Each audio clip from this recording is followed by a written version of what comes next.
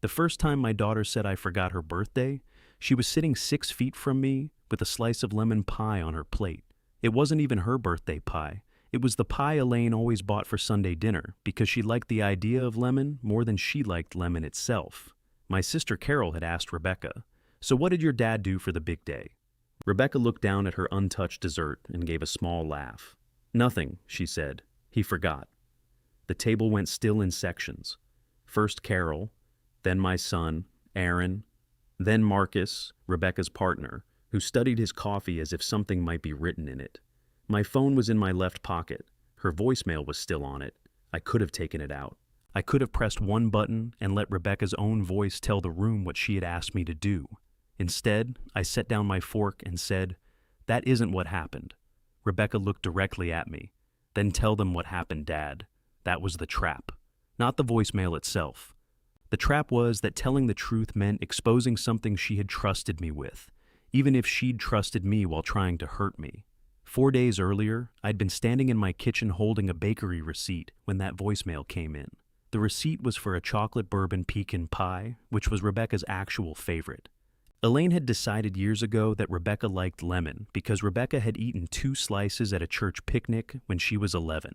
In reality, Rebecca had eaten 2 slices because a boy she liked was serving them. I knew because I had driven her home while she groaned in the passenger seat and made me swear not to tell her mother. The bakery receipt said the pie would be ready at 9 Saturday morning. Under that, in my handwriting, I had written card, ribbon, coffee beans.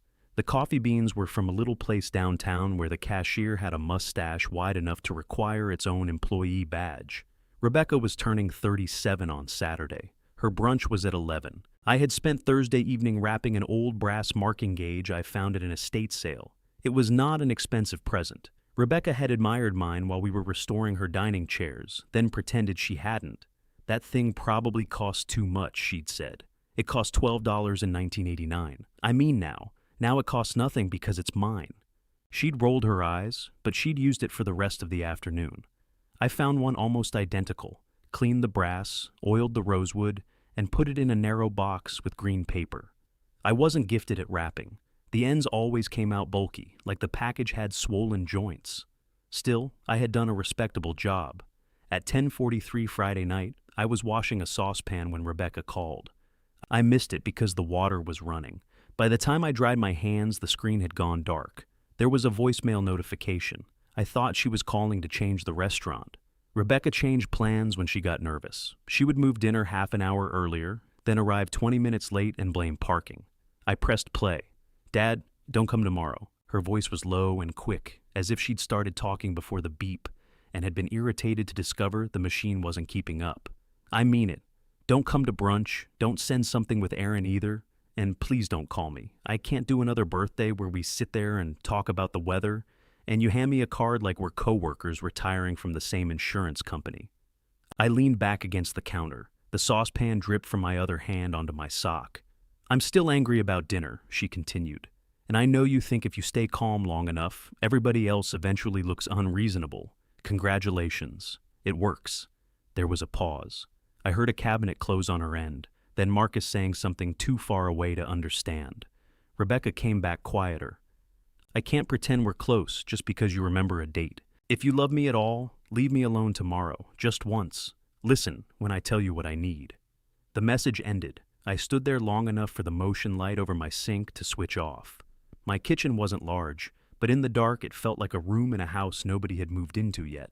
The refrigerator hummed. Water ticked off the saucepan. Outside, someone rolled a trash bin down the alley, although collection wasn't until Tuesday. I turned the light back on and replayed the message. The second time, I listened for an opening, something in her tone that meant she wanted me to call back and argue. The third time, I listened because I had no better idea. Our dinner 3 nights earlier had started well. That should have warned me.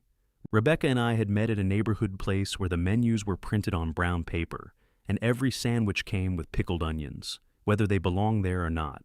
She had spent most of the meal telling me about the dining set. 2 chairbacks needed red-gluing, 1 seat had a split near the edge, and Marcus wanted to paint the whole thing blue. "He does not," I said. He showed me pictures. "People can recover from many kinds of bad judgment. Mom still talks to you. Exactly. Rebecca laughed so suddenly that beer came out her nose. She grabbed her napkin and pointed at me. That was almost a joke.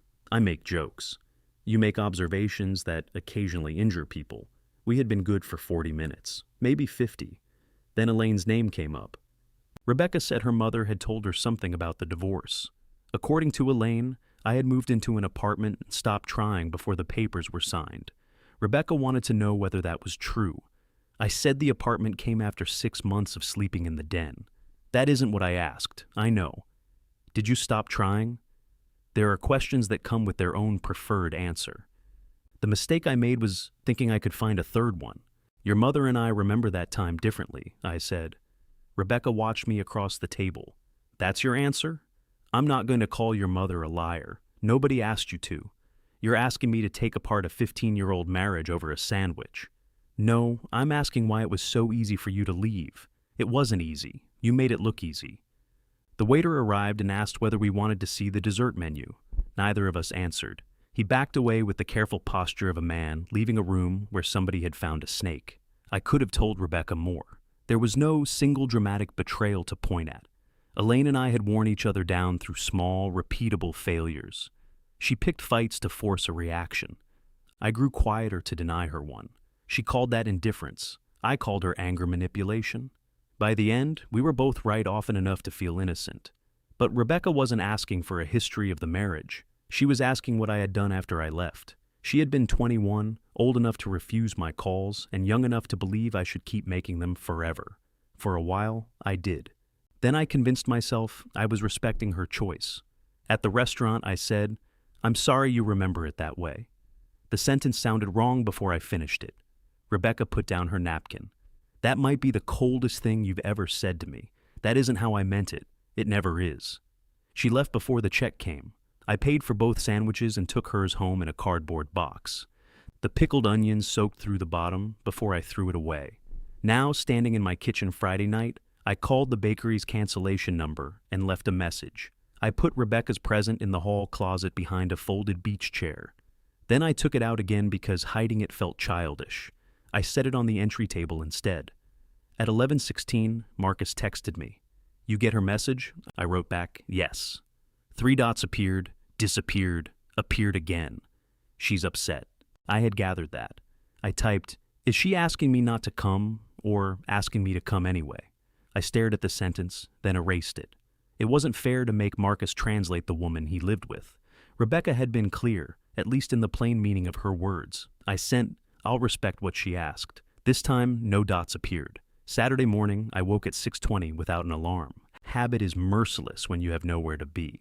I made coffee, opened the newspaper, and read the same article twice. At 8:30, I went into the garage and sharpened a chisel that didn't need sharpening. At 9, I pictured the bakery employee setting my canceled pie in the display case. At 10, I pictured Rebecca getting dressed.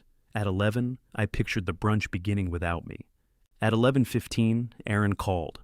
"You on your way?" he asked. "No." A pause. "Why not?" "Rebecca asked me not to come." "She said that?" "Yes." "When?" "Last night." Another pause, longer this time. My son had inherited my dislike of stepping into emotional traffic, but, unlike me, he disguised it with cheerfulness. "Well," he said, "she's in a mood. I assumed it wasn't the restaurant's lighting." He gave a reluctant laugh. "You want me to put her on?" "No." She also asked me not to call. "Dad, sometimes people say things when they're mad. They're still saying them. You know what I mean?" I did. That was the trouble. In our family, words often came with invisible instructions. Go away could mean prove you won't. I'm fine could mean name what I'm feeling so I don't have to. Do whatever you want meant there was one correct choice, and you would be hearing about it if you missed. I had spent half my marriage failing those tests. I wasn't willing to start taking them from my daughter. "Tell her happy birthday if it won't make things worse," I said.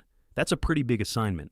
You're almost 40. I believe in you. I'm 39. Then don't strain yourself."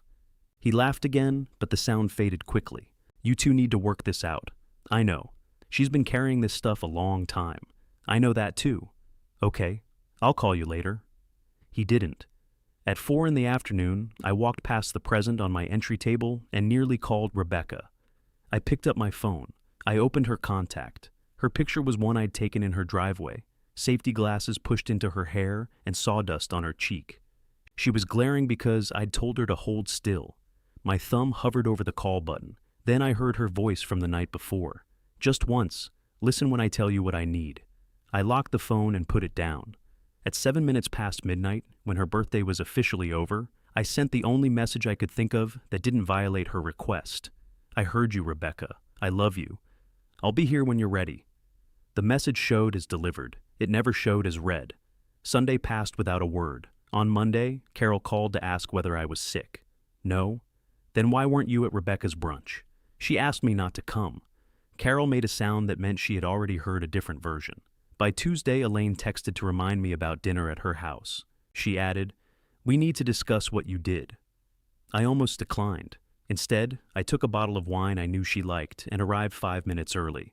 Elaine opened the door, looked at the bottle, and said, "Wine isn't an apology." "Good," I said. "It's a Pinot Noir." From the dining room, I heard Rebecca laughing. I hung my jacket beside the coat she had worn on her birthday, felt my phone settle against my leg, and followed Elaine toward the table. Elaine had set the table for 8, even though there were only 7 of us. She always did that when she expected an argument. The empty chair created the impression that a neutral party had been invited and might arrive at any moment to restore order. Carol sat beside her husband, Dennis, who had been warned about family conversations often enough that he treated dinner at Elaine's like jury duty. Aaron was already opening the wine. Marcus stood when I entered, then seemed embarrassed by his own politeness and sat back down. Rebecca did not look at me. "Happy Tuesday," I said. Carol smiled too brightly. "Look who made it. I was invited." Elaine took the wine from me. "Let's eat before everything gets cold." Everything was already cold except the rolls. Elaine believed food should reach the table at the same time, so she finished each dish, covered it with foil, and let it wait for the others to catch up. Her roast had been resting long enough to qualify for retirement. I sat across from Rebecca. She wore a dark green sweater I had given her 2 Christmases earlier. I tried not to assign meaning to that. A sweater is sometimes just the thing on top of the laundry pile. Aaron poured me wine without asking. "How was work?" I asked Rebecca. She glanced at me. "Fine." "Marcus?" "Also fine," he said. Dennis nodded. "That's good." Nobody asked Dennis anything. Elaine served roast, carrots, mashed potatoes, and a spoonful of tension to everybody. For 10 minutes, we discussed a water main break near Carol's house. I contributed that water mains were generally more useful when unbroken. Carol asked whether I was still volunteering at the community workshop on Thursdays.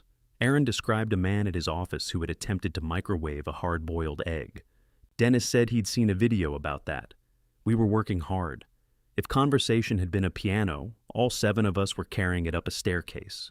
Rebecca laughed at something Marcus said. It was the same laugh I'd heard from the hallway when I arrived, full and easy. I had not heard it directed at me since the restaurant. Then Elaine brought out the lemon pie. Carol asked Rebecca what I had done for her birthday. Rebecca said, "Nothing. He forgot." The silence that followed was different from the silences before it. Those had been careful. This one had teeth. My phone rested against my leg inside my pocket. "That isn't what happened," I said. Rebecca leaned forward. "Then tell them what happened, Dad." I looked at Marcus. He still hadn't raised his eyes from his coffee. "You asked me not to come," I said. Rebecca's expression barely changed, but a patch of color appeared high on her neck. I was upset, I know. "So you decided to punish me." "No, you didn't even call. You asked me not to call." Carol looked from Rebecca to me. "Wait, she actually told you not to?" Rebecca turned to her. "We had a fight. I said things." "What things?" Elaine asked. The question was directed at me, not Rebecca. "I'm not going to repeat a private message at the table." Elaine dropped her fork against her plate. "Oh, for heaven's sake, Daniel, don't do that." "Do what?" "That noble little routine where you protect everybody from the details and somehow come out looking superior." I took a drink of wine. It was good wine. That seemed unfair. Rebecca said, "I told him I didn't want him at brunch if he was going to act like everything was normal. That is not exactly what you said. See?" She looked around the table. "This is what he does. He finds one phrase he can obey, so he doesn't have to deal with the actual problem." "What was the actual problem?" Aaron asked. "That I was hurt." Aaron rubbed a thumb along the edge of his plate. Did you tell him not to come? I just said I was upset. Marcus moved in his chair. It was small, the scrape of one wooden leg on Elaine's floor. Rebecca heard it anyway. She looked at him. What? Nothing? No, go ahead. Marcus exhaled through his nose. You were pretty clear. Rebecca stared at him as if he'd spoken in a language they had agreed not to use in public. Elaine stepped in immediately. Clear or not, she was emotional. Daniel knew that. You don't know what I knew. I was married to you for 26 years. That sentence has done enough work for one lifetime. Dennis made a sound that might have been a cough.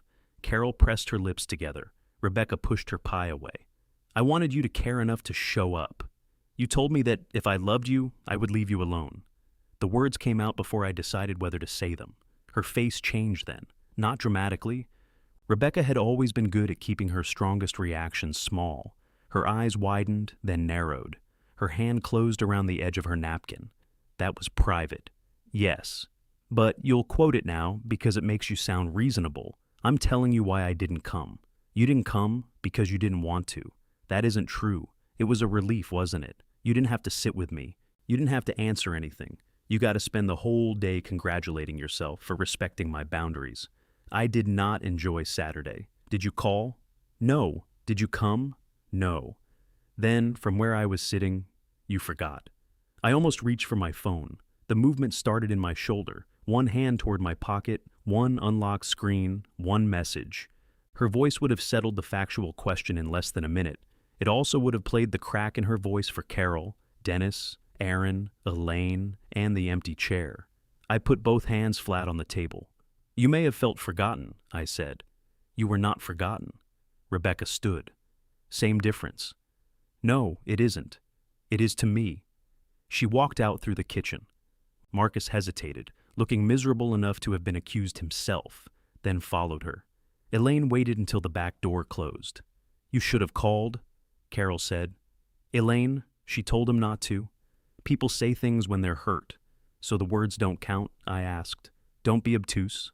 I'm trying to understand the rule. The rule is that she's your daughter. And what does that require me to do when she tells me not to contact her? Know her. I leaned back in my chair. Elaine had always been able to reduce an impossible assignment to 2 words and make my failure seem lazy. Aaron got up and began gathering plates. Leave those, Elaine said.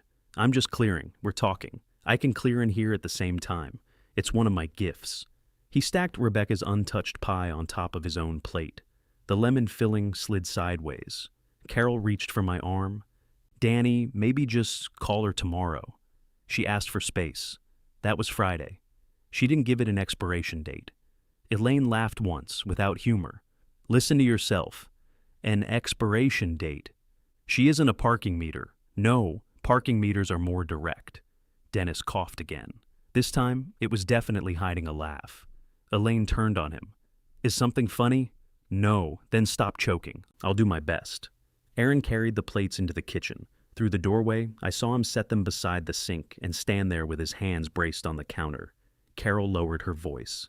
You know she's told people you forgot. I know now. She told me Sunday. That explained Monday's phone call. What did you say? I said that didn't sound like you. Thank you. But you should have told me what happened. I did. Not really. You gave me one sentence. It was an accurate sentence. Elaine rolled her eyes. Facts are not the same as truth. That depends on whether the facts are yours. The room went quiet again. I regretted the line as soon as I saw her face. Not because it was entirely unfair, but because some part of me had chosen it for the bruise it would leave. Elaine picked up the wine bottle and refilled her glass. There he is. Who? The man who says almost nothing and saves the sharp part for last. I folded my napkin and placed it beside my plate. Dinner was good. The roast was dry. It was still good. That's not an apology either. No. I stood and carried my plate toward the kitchen. Aaron was rinsing dishes. I put mine beside him. You okay? He asked. I'm popular tonight. He shut off the faucet. Do you still have the message? I looked at him. So there was a message, he said. Yes. And she actually said, not to come? Yes. He wiped his hands on a towel. Can I hear it? No, Why not? Because she left it for me. But she's telling everybody you forgot. I'm aware. Then defend yourself. With her worst 60 seconds, Erin looked past me toward the dining room. You know Mom's going to call 3 people before you get home. She'll call 4. Your Aunt Susan stays up late. This isn't funny. No. He leaned against the sink. I don't know what you want me to do, he said. I didn't ask you to do anything. That's not always better. For a second, he sounded exactly like Rebecca. I looked at him more carefully. Erin's smile had done a lot of work at that table. It occurred to me that I had helped assign him that job by refusing so many others. I don't want you in the middle, I said. I'm already in the middle. I was at the brunch. She kept checking the door. That landed harder than I expected. She did? Every time somebody came in. I picked up a dish towel and dried a plate that didn't need my help. Did she tell you about the message? No. She said you hadn't called. That was true. She said she didn't know if you remembered. That was not. Erin watched me set the plate down. Maybe she thought you'd come anyway. I'm beginning to understand that. Maybe you knew. No, you didn't suspect. I folded the towel once, then again. Suspecting somebody wants the opposite of what they say is not the same as knowing. You and Mom used to live that way. Yes, it went beautifully. The back door opened. Marcus stepped inside alone. Cold air came with him. She took a rideshare, he said. Elaine appeared in the kitchen doorway. You let her leave by herself? She didn't ask permission. Something in his tone stopped Elaine. Marcus picked up Rebecca's purse from the counter. She had left it beside the rolls.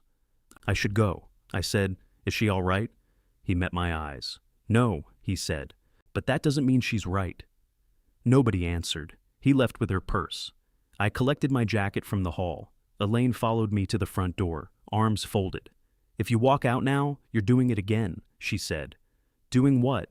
Leaving when it gets uncomfortable. I stayed through dessert. You know what I mean. I put on my jacket. Behind her, the empty chair was still tucked neatly beneath the table. No, I said. That has been the problem for a long time. I usually don't. At home, Rebecca's wrapped present sat where I'd left it. I hung my jacket, placed my phone beside the box, and went to bed without turning on the living room lights. At 1:14 in the morning, the phone buzzed against the wood. Rebecca had sent 3 words. Delete my voicemail. I read the message twice. Delete my voicemail. There was no please, which made me notice how badly I wanted one.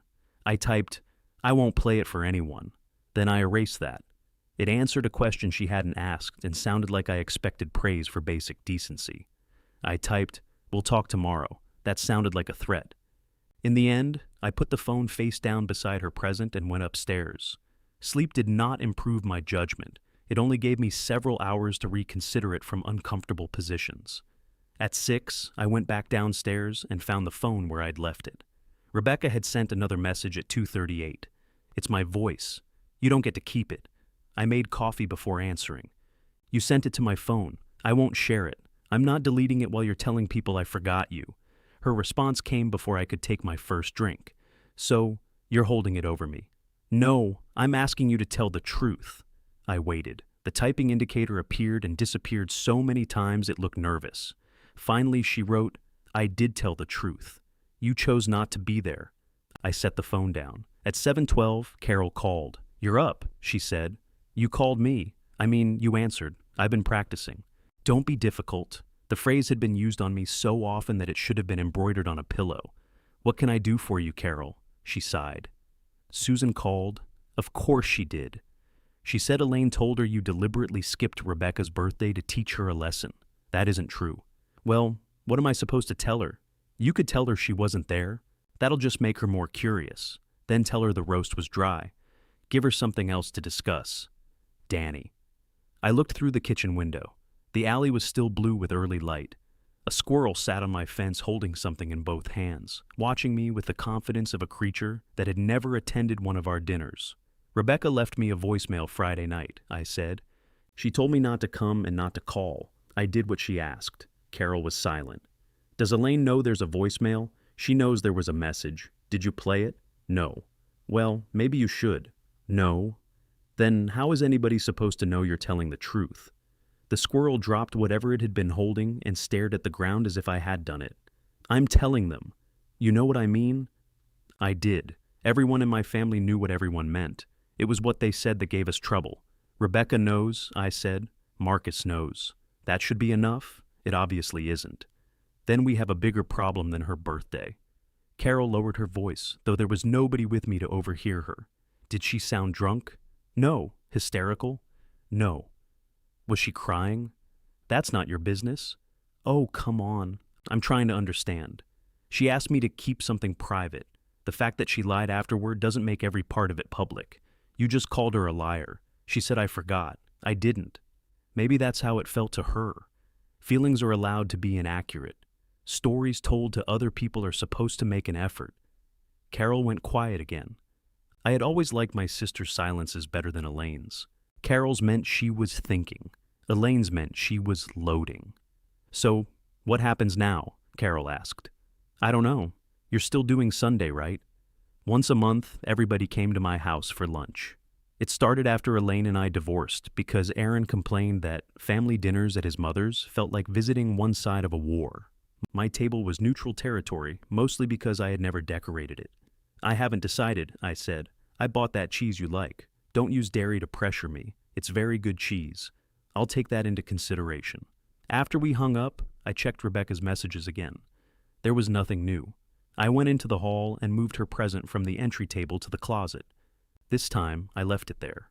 At the community workshop Thursday evening, I spent an hour helping a man named Walt rebuild a drawer he had already rebuilt badly twice. Walt was 71, had 3 ex-wives, and described himself as highly experienced in structural failure. You're cutting that proud, I told him. I've been called worse. The shoulder won't sit flush. It will if I hit it. That philosophy explains your marriages. He looked over the top of his glasses. You've been saving that one. I just thought of it. Then you're in a bad mood. You're never that fast when you're happy. I adjusted the fence on the table saw. The workshop occupied the back half of an old municipal building. It smelled like sawdust, machine oil, and coffee that had been heating since the first Bush administration.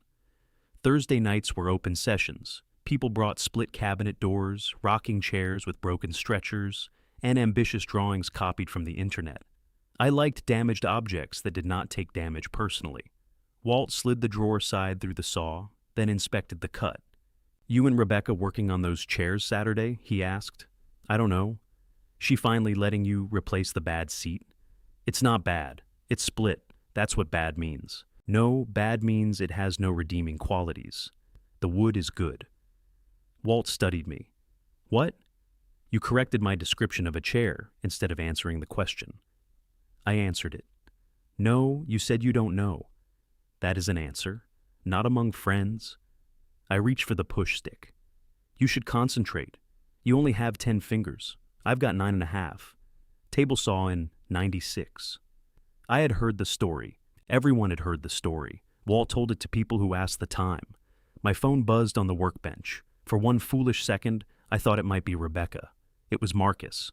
Would like to pick up your tools and bring them over. Tonight, okay? I read it again. We kept a second set of basic tools at Rebecca's house because carrying everything back and forth became ridiculous. Some were hers, some were mine, and some had migrated between us so often that ownership was mostly sentimental. I typed, I can come get them Saturday. Marcus answered, she thinks that's a bad idea. I looked across the room. Walt was holding the drawer front against the cabinet and pretending not to watch me. I wrote, tomorrow after 6 then. He responded, I can bring them. Easier. Chair trouble? Walt asked. Something like that. Wood moves. I'm aware. People don't account for it. They glue everything down tight, then winter comes and the whole thing cracks. Are we still talking about furniture? I am. You're the one making a face. I helped him fit the drawer. It slid cleanly, with the soft cushion of trapped air when it closed. Walt opened and shut it 3 times. That'll do, he said. It's good. I don't like to brag. You should stop immediately then. He laughed and slapped my shoulder. On the drive home, I passed the bakery. The lights were off, but I could see the glass display case through the front window. For a moment, I wondered who had bought Rebecca's pie. Marcus arrived Friday night carrying 2 metal toolboxes, a canvas bag, and the brass-headed mallet I had been missing since March. I thought that was gone forever, I said. It was behind the radiator. Of course. He set everything just inside my garage. He looked tired. Marcus had a narrow, serious face that made fatigue seem like a philosophical position. Is that all of it? I asked. Most. The clamps are still on the chair backs. Leave them. If the glue hasn't set by now, we have larger concerns. He gave a brief smile. Neither of us moved. You want coffee? I asked. No, thanks. Beer? I should get back. Okay. He put his hands in his jacket pockets, then took them out again. She says you threatened her with the message. I told her I wouldn't delete it while she was telling people I forgot. I know. She showed me the texts. That is not a threat. I didn't say it was. Do you think it was? Marcus looked toward the driveway. I think she feels cornered. She built the corner. Daniel, what would you call it? I'd call it something you shouldn't say to her if you want her to hear the next sentence. That irritated me because it was useful. I picked up the mallet and turned it in my hand. A shallow dent marked one side of the head. What happened here? Rebecca tried to use it on a nail. I closed my eyes. I told her not to. She said, wood is wood. A mallet is not a hammer. I decided it was safer not to enter that discussion. You may survive this family after all. He smiled again, but it vanished quickly. She did wait for you, he said. Erin told me. She kept saying she was glad you listened. Then every time the door opened, she stopped talking. I set down the mallet. Did you tell her to call me? Yes. What did she say? That she shouldn't have to. The garage felt colder than it had when we came in. Marcus nudged one of the toolboxes with his shoe. She wanted proof. She gave me instructions. I know. I can't keep being blamed for not recognizing secret instructions underneath the spoken ones. I know that too. Then why are you here defending her? I'm not defending what she did. He looked at me. I'm telling you she wasn't pretending to be hurt. I never said she was. You talk like facts and feelings are in separate rooms. They're not. They should at least have separate chairs. That sounds like something Rebecca would complain about. It probably is. Marcus zipped his jacket. For what it's worth, I told her to correct it. What did she say? She said if you cared more about her than your reputation, you'd delete the voicemail and apologize. My reputation? Her word. My own family thinks I'm emotionally defective. What reputation is she protecting me from losing? Marcus almost laughed. He stopped himself. She's coming apart a little, he said. Then help her. I'm trying. So am I. From over here. The words weren't cruelly delivered. That made them harder to dismiss. After he left, I carried the tools to my basement. Empty spaces remained in the foam liners where Rebecca's chisels and measuring tape belonged. We had mixed our tools the way families mixed stories, carelessly, then possessively. Saturday morning arrived warm enough to work with the garage door open. I did not go to Rebecca's house. At 10, Erin pulled into my driveway with the 2 remaining clamps on his passenger seat. She had me take these off, he said. The chair backs need another day. I told her that. And she said, you abandoned the project, so it doesn't matter. I turned one clamp's wooden handle between my fingers. There was a smear of dried glue near the screw. Did she say abandoned? Yeah. Not paused? No. Not interrupted by her telling me not to come? Erin leaned against his car. You see why this is getting hard, right? Yes, I said. I'm starting to. For you or for me? I asked. Erin frowned. Everybody. That usually means me. What does that mean? It means when your mother is angry, Rebecca is hurt, and Carol is worried, the solution is for me to do whatever makes them stop. You're not the only one getting calls. I didn't say I was. Susan called me twice. You answered the second time? I thought someone had died. Your judgment is getting worse. He crossed his arms. She says there's a voicemail. Susan? Mom? Susan says you manufactured the whole argument so you could skip brunch. How would that work? I don't know. I didn't stay for the explanation. I set the clamps on my workbench. In the angled morning light, the glue on them looked like candle wax. Erin walked into the garage and picked up my brass-headed mallet. What did she do to this? Nail. He winced. Thank you, I said. Marcus didn't react strongly enough. He put it down. Are you hosting tomorrow? Probably not. What does probably mean? It means I haven't sent the message yet. He leaned back against the bench. Don't cancel Sunday because of this. I don't want a dozen people in my house pretending I forgot Rebecca's birthday. Not everybody thinks that. Who doesn't? Me. You asked to hear the message because I was trying to understand. And now? Now Marcus says it exists. Rebecca wants it deleted. and you're acting too weird for this to be a lie. Comforting, you know what I mean. No, but I know what you said. He stared at me. That look belonged to Rebecca. They had inherited different features from Elaine and me, but certain expressions arrived whole, passed between them like furniture. Aaron said, "You're enjoying this part." What part? Getting to be precise while everybody else is messy. The accusation hit because I had made nearly the same one about Elaine for years, only in reverse. She got to be emotional while I had to remain reasonable. Apparently, Rebecca was not the only one who had inherited furniture. "I'm not enjoying any of it," I said. "You kind of are. I'm enjoying not automatically apologizing for something I didn't do."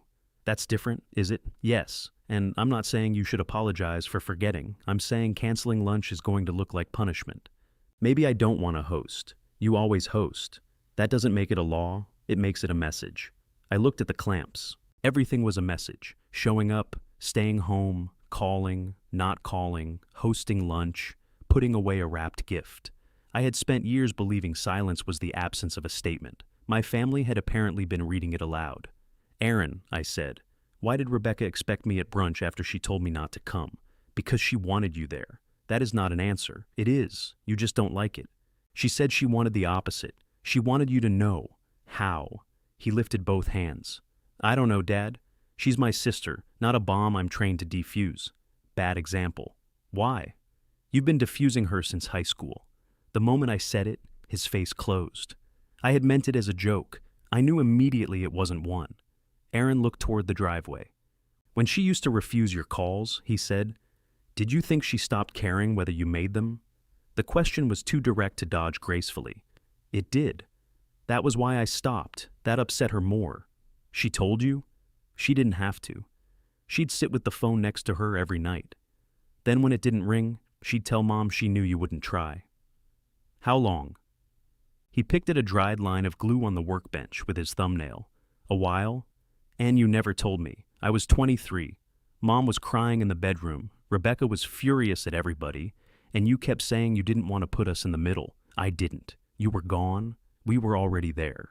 The garage door stood open behind him. A neighbor rolled past on a bicycle and raised one hand. I lifted mine automatically. Aaron gave a tired laugh. "What? You'll wave at a stranger in the middle of anything?" He waved first. "Exactly."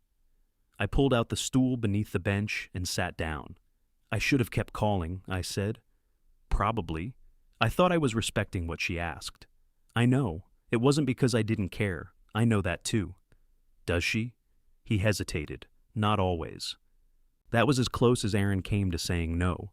He stayed another 20 minutes. We discussed the chairbacks, then his job, then whether the noise in his car was a wheel bearing. Neither of us mentioned Sunday again until he was getting into the driver's seat. "If you cancel," he said, "do it soon." Carol made dip. "That serious?" She bought the expensive crackers. I sent the family message before I could reconsider. "I'm not hosting tomorrow. I don't think gathering at my house while this is unresolved would be good for anyone. We'll try again another time." Carol responded first. "I already bought cheese." Then Elaine. "This is unbelievably petty." Susan contributed a question mark, although nobody had invited her into the conversation. She had entered the family group chat 6 months earlier to organize a retirement dinner and never left. Dennis sent, "Understood." Carol added, "Dennis is driving." I did not know what that meant until they arrived at my house Sunday afternoon, carrying cheese, crackers, dip, and a bottle of ginger ale. "You said you weren't hosting," I told them. "We're not staying," Carol said, walking past me. Dennis followed with the grocery bag. "Apparently I'm driving." They removed their shoes in the hall. Carol opened the coat closet and stopped. Rebecca's present sat on the floor behind the folded beach chair. The green paper had caught against one of the chair's metal feet, wrinkling the corner. Carol bent and picked it up. The tag said, "Rebecca," in my handwriting. "What is this?" "A box." "I know it's a box, then why ask?" She gave me the look our mother used when I was being deliberately slow. "Is this her birthday present?" "Yes." "You bought her a present. I told you I didn't forget." "When?" "Last week." "No, when did you buy it?" "About a month ago." She turned the box over in her hands. "What is it?" "That isn't your business either." "Oh, for God's sake, put it back." Instead, she carried it into the living room. Dennis set the groceries on the coffee table and looked at the package. That seems relevant, he said. Thank you, Carol told him. I was talking to Daniel, less helpful. I took the present from her and set it on the bookshelf. You need to show Rebecca this, she said. She knows I had a present. Does she? She knew I was planning to come. But she's telling people you forgot. This proves you didn't. I shouldn't have to inventory my purchases for a jury. Stop making everything sound ridiculous. It is ridiculous. No, Danny, it's sad. Her voice softened, which was worse. She thinks you didn't care. She knows I remembered. Knowing and feeling aren't the same. I am aware of the family position on facts and feelings. Dennis opened the crackers. Carol ignored him. Susan told me Rebecca says you're blackmailing her with the voicemail. I'm not.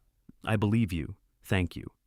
But if you won't let anyone hear it, I said I won't use her private message to humiliate her, then delete it, and let her keep saying I forgot? Carol sat on the edge of the couch. You're at a standoff. No. A standoff requires both people to admit they're holding something. Dennis paused with a cracker halfway to his mouth. That's good, he said. Carol turned. Can you not?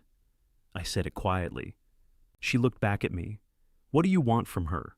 The truth. Publicly? To the people she told? All of them? I don't know who all of them are. That's the problem. The story is moving faster than either of you. I sat in the armchair across from her. The wrapped present looked too cheerful on the shelf between us. What did Susan say? That you're keeping a recording to force Rebecca to take your side about the divorce. That isn't even what the argument was about. You said it started after you discussed the divorce. I'm not asking Rebecca to take anyone's side. Then what are you asking? For her to stop making me the villain every time I fail a test she didn't tell me I was taking. Carol's expression changed, not agreement, recognition. She looked down at her hands. Mom used to do that. Yes, if she said she didn't want a birthday party, Dad threw one anyway. I remember. And if he didn't, she cried because nobody cared. I remember that too. Carol glanced toward the hallway as if our mother might still be listening from another room, though she had been dead 9 years. Rebecca isn't Mom, she said. No. You make comparisons like that. You'll lose her. I didn't compare them. You did. That's annoyingly accurate. Dennis crunched a cracker. We ate most of the cheese. They stayed an hour and a half, despite not staying. When they left, Carol hugged me and whispered, "Collar," into my collar. I didn't. Monday morning, Elaine called while I was taking the trash out. The dining table leaf is stuck again, she said without greeting. Good morning. I need it fixed before Thanksgiving. Thanksgiving was still 3 weeks away. You'll need to call someone. You fixed it last year. Yes. So, come do it again. No. There was a silence sharp enough to shave with. You're refusing to fix my table because Rebecca is angry at you? I'm refusing because you called me petty and told people I skipped her birthday to teach her a lesson. Oh, don't be childish. I'm not your husband anymore, Elaine. I don't have to repair things while you insult me. You always repair it. Not this year. She hung up. I stood beside the trash bin holding my phone. The squirrel on the fence had returned. It stared at me, waiting to see whether I had anything useful. At noon, Rebecca called. I watched her name brighten the screen through 4 rings before answering. Hello? Do you still have it? Yes. Have you played it for anyone? No. A car horn sounded on her end. She was outside somewhere. Will you meet me? She asked. Yes. Not at your house. All right. And don't record me. I've never recorded you. The voicemail feels like a recording. It is a recording. You made it. She exhaled hard. Hal's. Tomorrow. Noon. I'll be there. She hung up before either of us could say goodbye. Hal's had been open since 1978 and looked as though no one had made an unnecessary decision since. The booths were brown vinyl. The coffee cups were thick white ceramic. A framed photograph of Hal shaking hands with a governor hung crooked near the register, although nobody seemed to know which governor it was. I arrived 11 minutes early and chose a booth near the back. At 11:58, Rebecca came through the door wearing a gray coat and the expression of someone entering a dentist's office. She saw me, hesitated, then crossed the room. You're early, she said. So are you. It's noon, not yet. She sat opposite me and looked at the table. My phone was in my jacket pocket. I had considered leaving it in the car, but that would have been theatrical. Bringing it felt equally theatrical. By then, the phone had become a third relative neither of us want invited. A waitress named Marcy came over with a pot of coffee. 2? She asked. Rebecca said. No, I said. Yes. Marcy looked between us and poured only mine. You eating? I'm not, Rebecca said. I might. Then I'll give you a minute. Marcy walked away. Rebecca watched her go. You brought me to a place where people can hear us. You chose Hal's. I know. I'm noticing it was a mistake. We can go somewhere else. No. She unbuttoned her coat but did not take it off. I waited. Rebecca hated being waited out. When she was 12, she once sat at the kitchen table for 45 minutes, refusing to explain why she'd thrown a shoe into the yard. I stayed beside her in silence until she finally shouted that my patience was aggressive. The shoe had belonged to Aaron. Are you going to say anything? She asked. You asked to meet. You could still start. All right. How are you? She stared at me. That was a joke, I said. You don't get to make jokes. That seems broad. Dad? What would you like me to say? She leaned toward me. I want you to delete the message. I know. Now. No? Her mouth tightened. You said you wouldn't share it. I haven't. But you told Aunt Carol about it. I told her it existed. You quoted me at dinner. One sentence. A private sentence. You asked me why I didn't come. I asked in front of everybody because you called me a liar in front of everybody. You said I forgot your birthday. I said that after you accused me of lying. You said it first. Rebecca looked toward the counter. A man in a fluorescent work vest was eating eggs 2 booths away. A fork scraped a plate in the kitchen. This is exactly why I didn't want to meet, she said.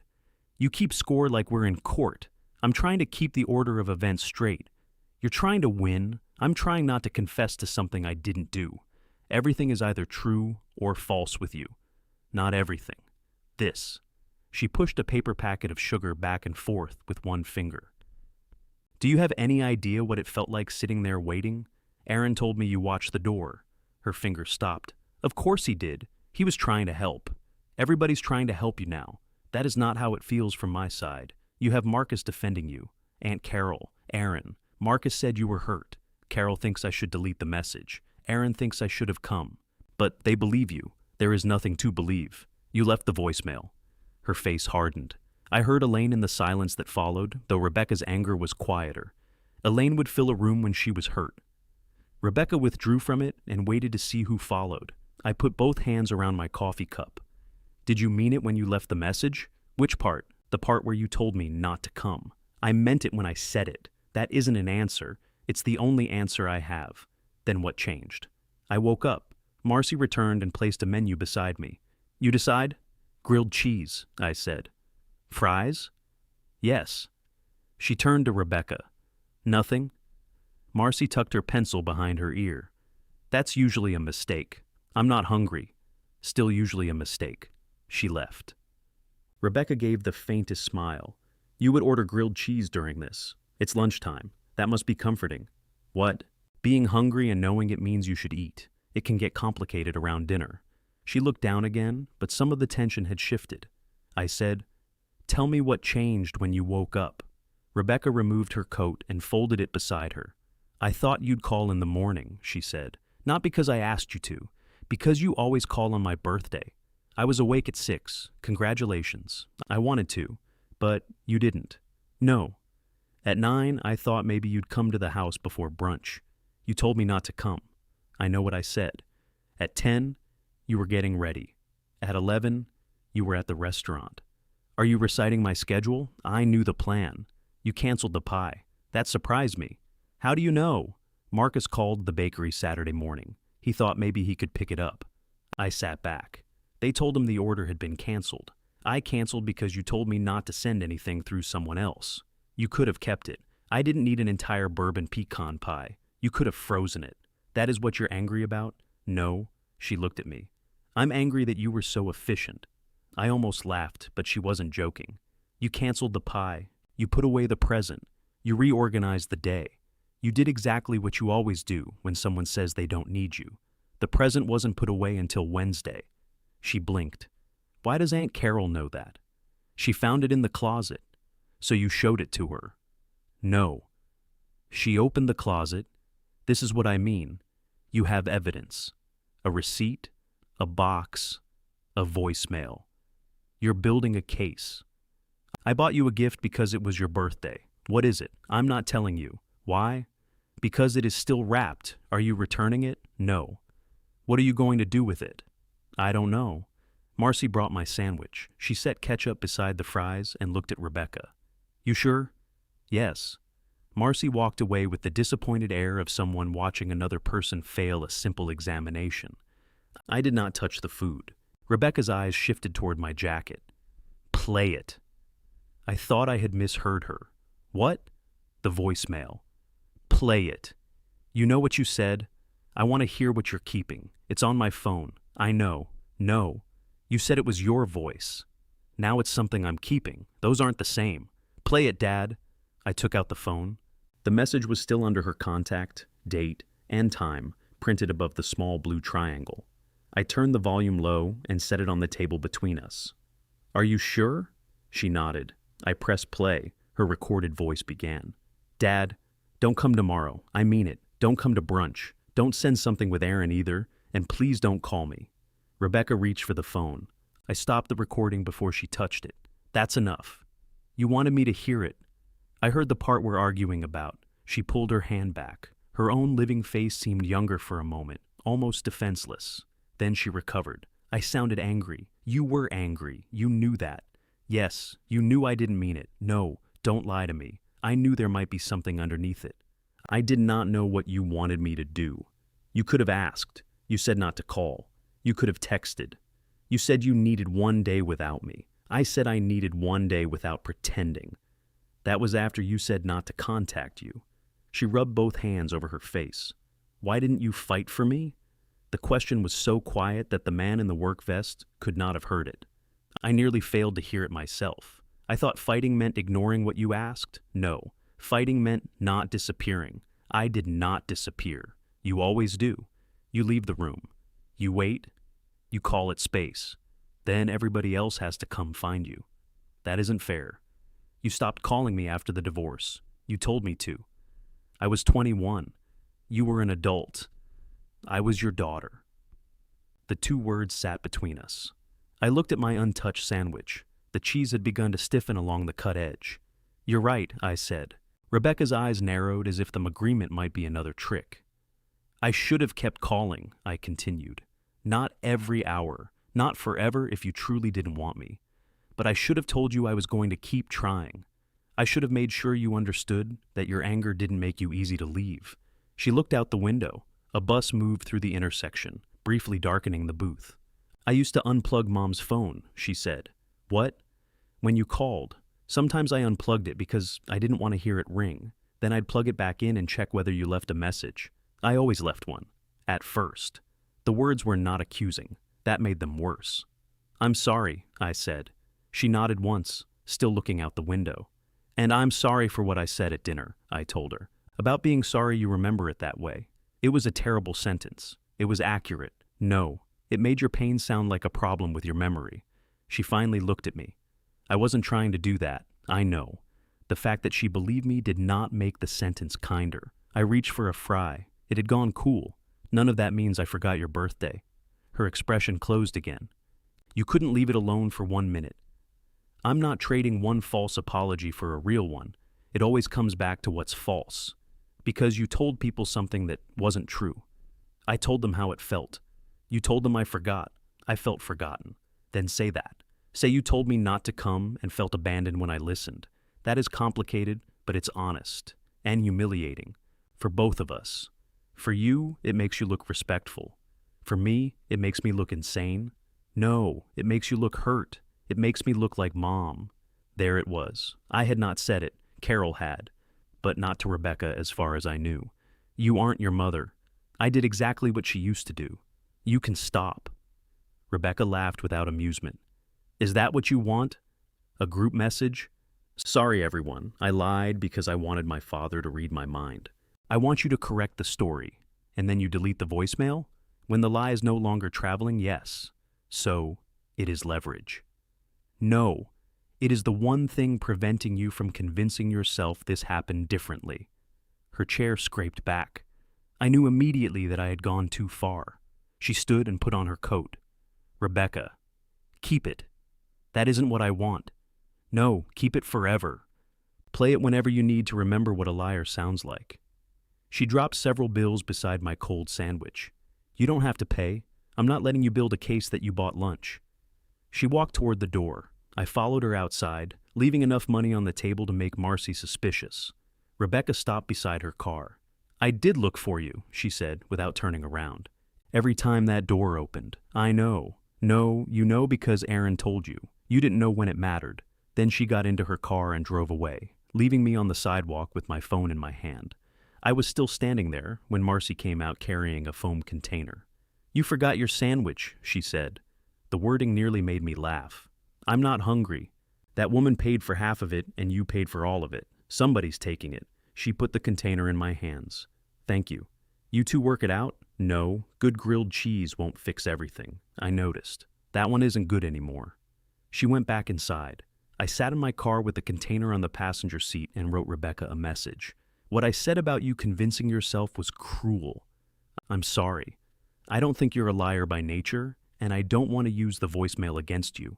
I read it several times. The phrase by nature sounded like something a judge might say before sentencing. I deleted it.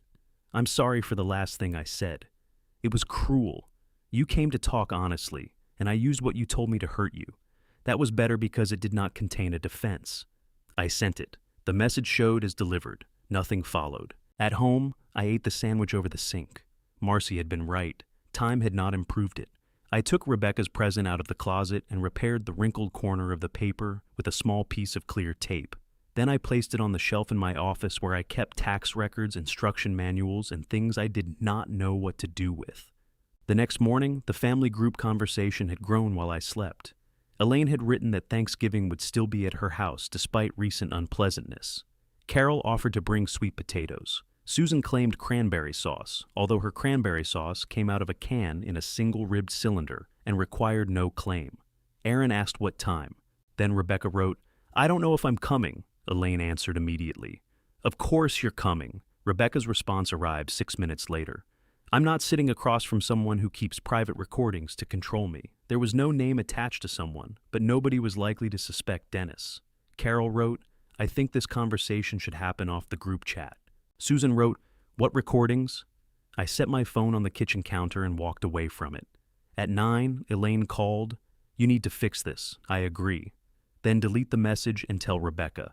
That will not fix it. It will make her come to Thanksgiving. That is not the same thing. Why are you being so stubborn? Why is she allowed to tell everyone I forgot? But I'm not allowed to keep the thing that proves I didn't. Because she is your daughter. We covered that. And apparently learned nothing. I opened the refrigerator and looked inside without knowing what I wanted. There were eggs, mustard, half a carton of milk, and a jar of pickles with one pickle left floating at an angle. What did she tell you about our lunch? I asked. That you ambushed her with the recording. She asked me to play it. Elaine paused. She did? Yes. And you played it in the restaurant? The first 20 seconds. Oh, Daniel. What now? That is humiliating. There was nobody close enough to hear. You heard it. I had already heard it. That isn't the point. What is the point, Elaine? The point is that you had all the power. She had to sit there and hear herself at her worst while you got to be calm. I wasn't calm. You always sound calm. That is not the same thing. It is to the person across from you. The pickle jar had begun to feel important. I took it out and set it on the counter. She told me she wanted me to fight for her, I said. And did you? I apologized for not calling enough after the divorce. I mean now. I also apologized for the restaurant. That isn't fighting for her. That's admitting two carefully selected mistakes. What would fighting look like? Stop asking for instructions. I'm asking because every instruction I receive changes after I follow it. Elaine let out a breath. Come over tonight. We'll all sit down. No. Why not? Because you've already decided the solution. The solution is to get our family through Thanksgiving. No, that is the deadline. What's wrong with wanting one normal holiday? Nothing, if we were having one. She was quiet for a moment. When Elaine spoke again, her voice was softer. Rebecca hasn't stayed at our house on Thanksgiving Eve since the divorce. Our house. She still called it that sometimes, although I had not lived there in 15 years. What does that have to do with this? She asked if she could stay this year. Why? I didn't interrogate her. That seems unlikely. She and Marcus are having trouble. The refrigerator motor switched on beside me. Because of me? Not everything is about you. You brought it up while discussing me. She thinks he took your side at dinner. He told the truth. Yes, Daniel. Sometimes telling the truth has consequences. I nearly said that was the argument I had been making. The line presented itself cleanly and sharply. I let it pass. Is Marcus coming to Thanksgiving? I asked. I don't know. Then maybe pushing everyone into a room is not the best idea. It's one meal. It's never one meal with us. You used to love Thanksgiving. I used to hide in the kitchen and wash dishes. You volunteered, I know. That stopped both of us. The pickle turned slowly in its jar, released from whatever had held it against the glass. Elaine said, "You're enjoying making us manage without you?" There it was again. Aaron had said something similar in the garage. No, I answered, but I think I may need to see that you can. You make one meal a month and fix a few things. Then this shouldn't be a problem. She hung up. I stood in the kitchen, feeling victorious for almost 10 seconds. Then I put the pickle jar back and sat alone at the table. Walt noticed the mistake I made Thursday night before I did. That mortise is crooked, he said. It isn't. He put a square against it. It was crooked. Wood must have moved, he said solemnly. Don't start. You told me wood moves. I also told you to account for it. Maybe you didn't know what the wood wanted. I gave him a look. He held up both hands. I'm talking about furniture. You're never just talking about furniture. I contain layers. You contain sawdust. We were building a replacement leg for a woman's side table. It should have been simple work. I had marked the mortise correctly, then cut on the wrong side of the line. I stared at it. I can plug it, I said. You can start over. There's nothing wrong with the rest of it. There's a large crooked hole. I said I can plug it. And every time you look at that leg, you'll see the patch. The table belongs to someone else. Walt took off his glasses and cleaned them with his shirt. You want to tell me what's happening? No? Good. I hate personal stories. My daughter told everyone I forgot her birthday. Did you? No, that's settled. She told me not to come. Did you? What? Come? No. Then what's everybody mad about? I'm beginning to think nobody knows. Walt put his glasses back on. Did she want you to come? Yes. Did you know? No. Do you now? Yes. Then that part's settled too. It isn't that simple. It never is. That's why people spend so much time pretending to be confused about the simple part. I picked up the ruined table leg. She left me a voicemail telling me not to come. Now she wants me to delete it. You going to? Not while she's lying about what happened. Then you are using it against her. I'm keeping it for myself. Why? Because every conversation changes the story. Your memory going? No. You think hers is? No. Then why do you need it? The questions irritated me because I had already asked myself all of them and disliked my answers. I need one thing that doesn't change, I said. Walt nodded.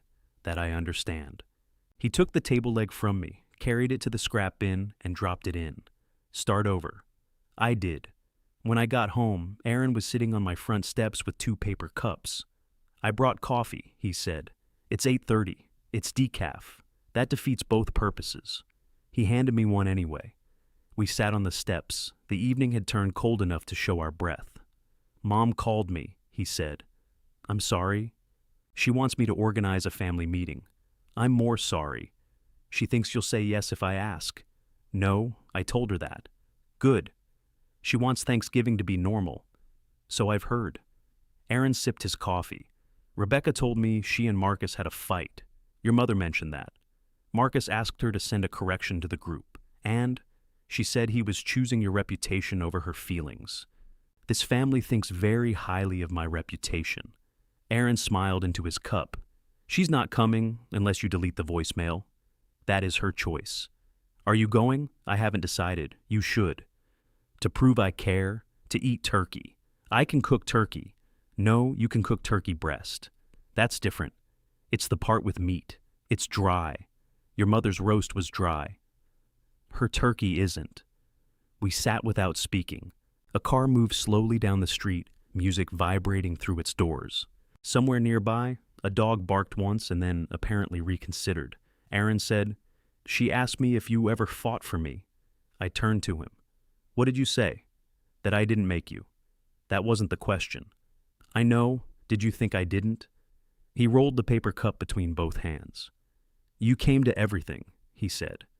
You helped me move 4 times. You taught me to drive stick when I didn't own a stick shift. You're the first person I call when my furnace sounds weird. But I don't know what would happen if I told you to leave. The cold moved deeper into the space between us. I'd probably leave, I said. Yeah, would you want me to? I wouldn't say it if I didn't. That's what I thought Rebecca meant. I'm not Rebecca. No.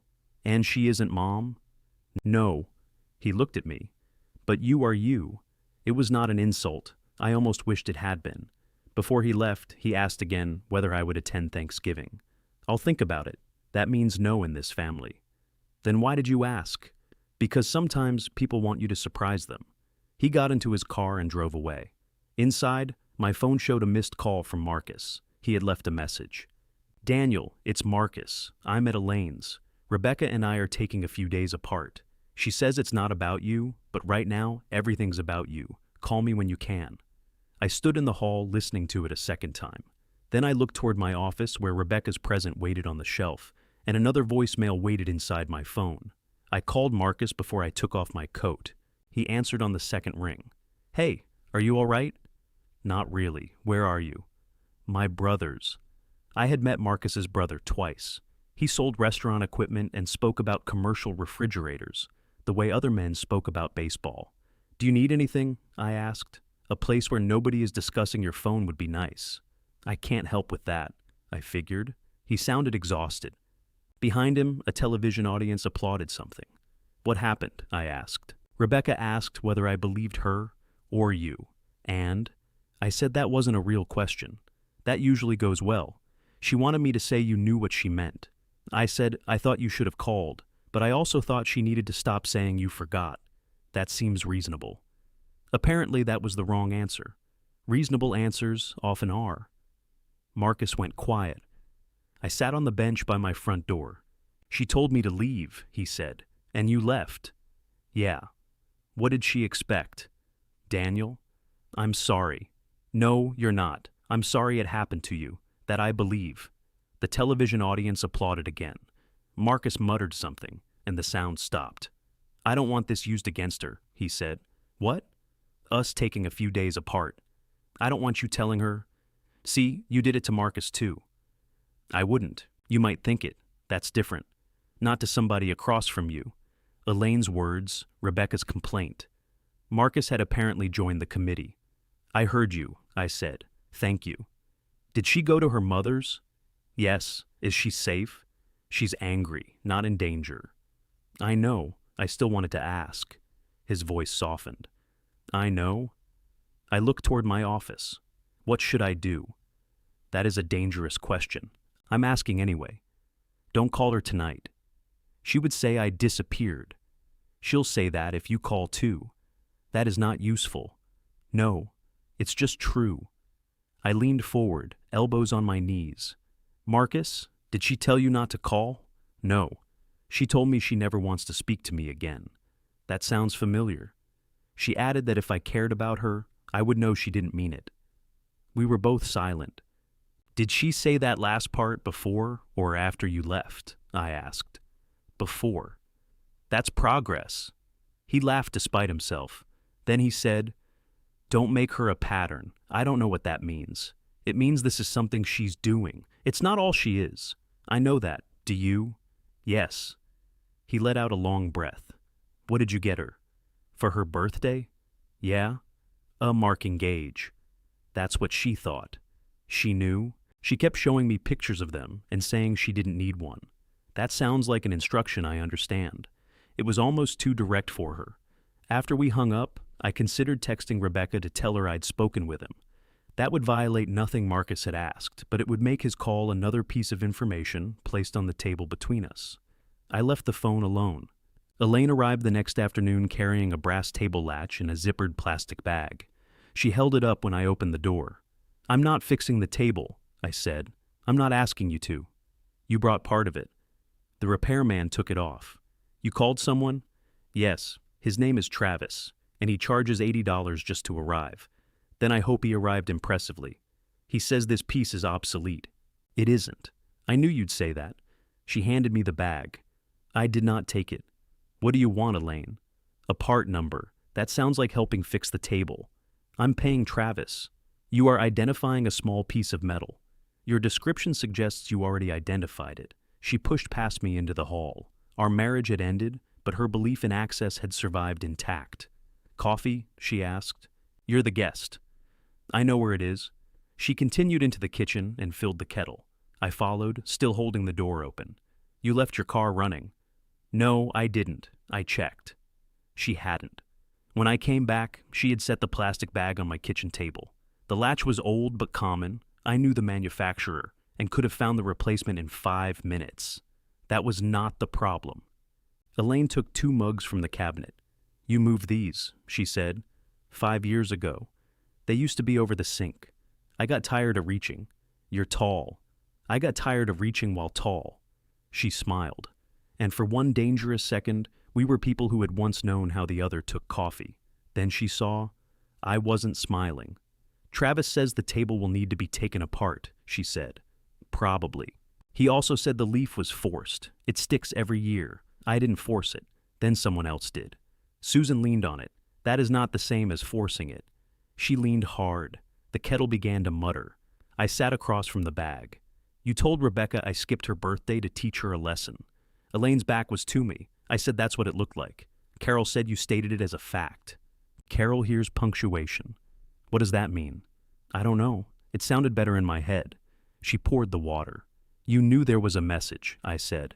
I knew you claimed there was a message. Marcus confirmed it at dinner. Marcus is trying to keep both sides happy. He's doing an excellent job.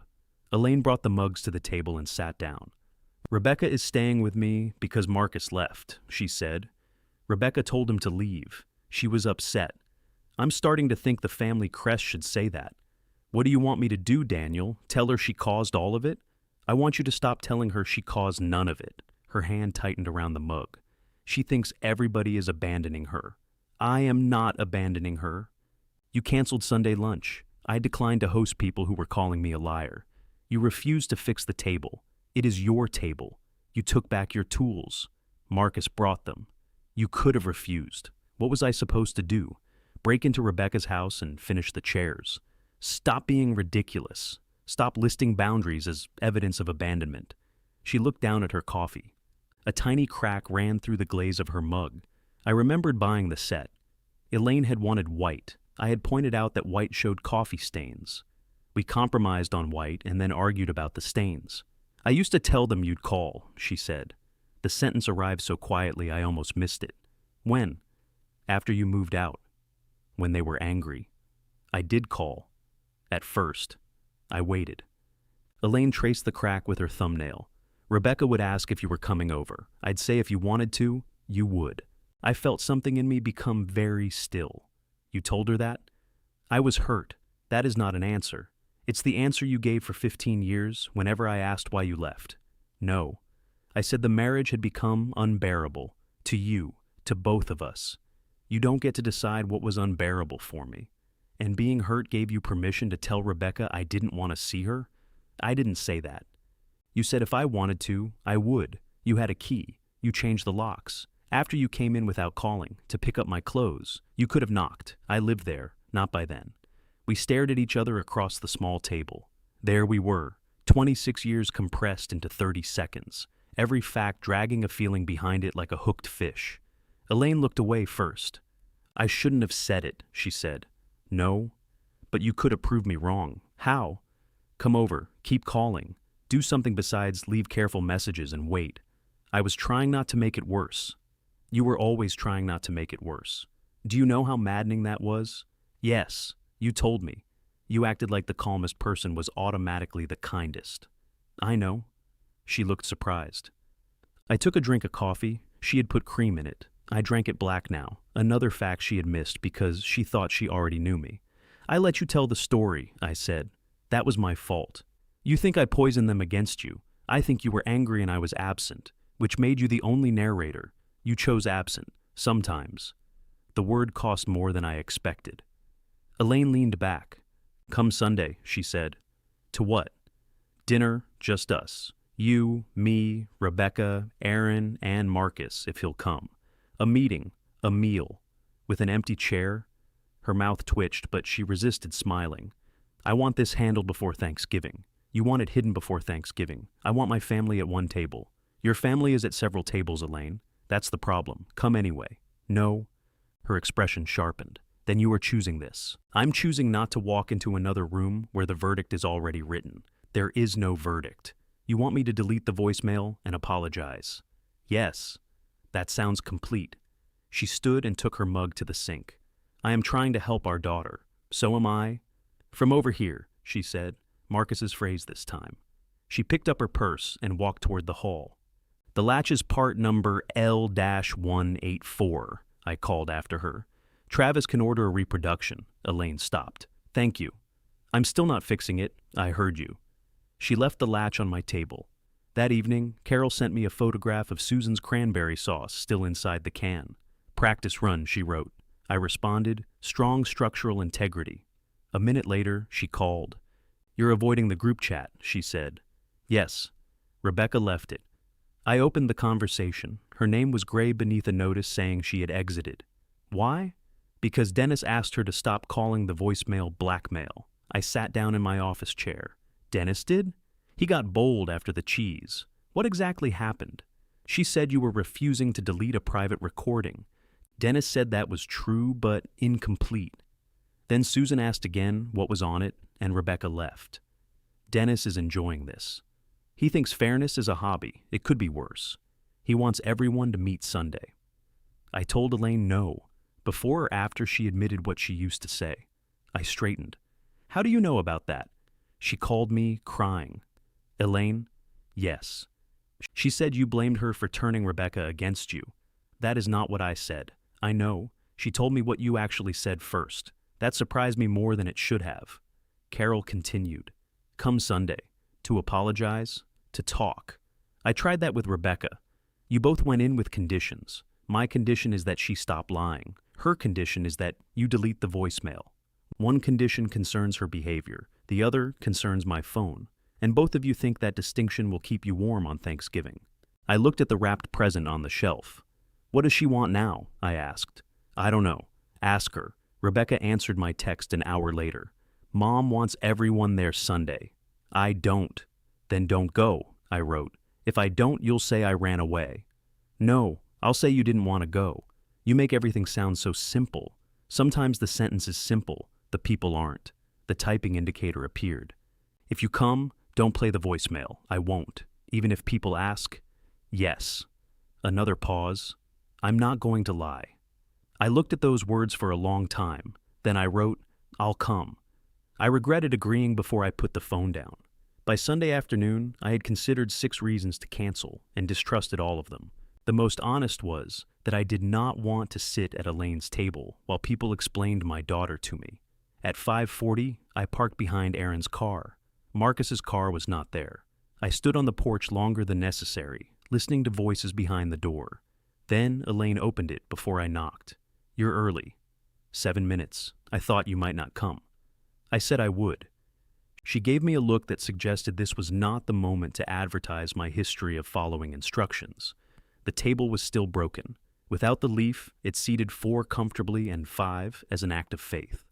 Elaine had placed a folding card table beside it and covered both with one long cloth, creating a ridge down the middle. Travis couldn't get the part, I asked. He ordered it. L-184? Yes. Good. I don't want to talk about the table. You brought it up. I did not. Aaron came in from the dining room. Glad you came. He hugged me, which he usually reserved for arrivals involving airplanes. I patted his back. Are you leaving the country? No. Then this is concerning. He stepped away. Try not to make jokes for 10 minutes. That seems arbitrary. Dad. I'll try. Rebecca stood at the living room window with her arms folded. She wore black pants, a cream sweater, and no expression I could read. Hello, I said. Hi. Where's Marcus? She looked back toward the window. He hasn't decided, Elaine said. He's coming. Rebecca turned. Did he tell you that? He told Aaron. Aaron lifted both hands. He said, probably. So he hasn't decided. The doorbell rang. Elaine smiled with the satisfaction of someone whose witness had just arrived. Marcus came in carrying a paper bakery box. "I brought dessert," he said. "Nobody asked what kind." He hugged Elaine, shook Aaron's hand, nodded at me, then looked at Rebecca. "Hi." He held the bakery box between them like protective equipment. Elaine took it. "This was supposed to be a family dinner," Rebecca said. Marcus's face tightened. "I thought I was family. You left. You told me to leave." Aaron closed his eyes.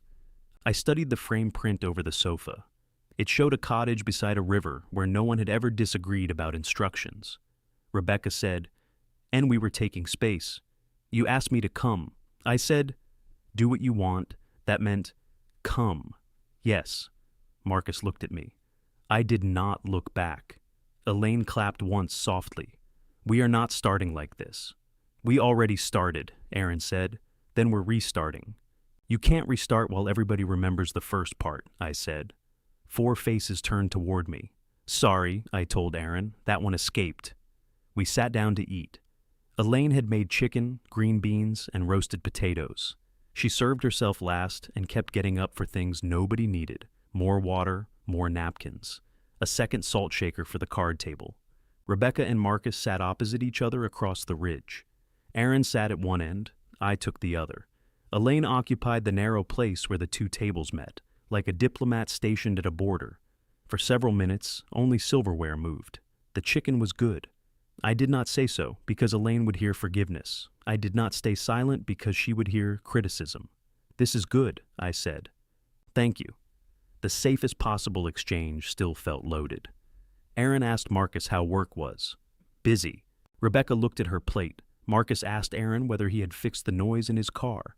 "Wheel bearing." "I told you," I said. Aaron pointed his fork at me. 10 minutes. It has been at least 12. It feels like 9.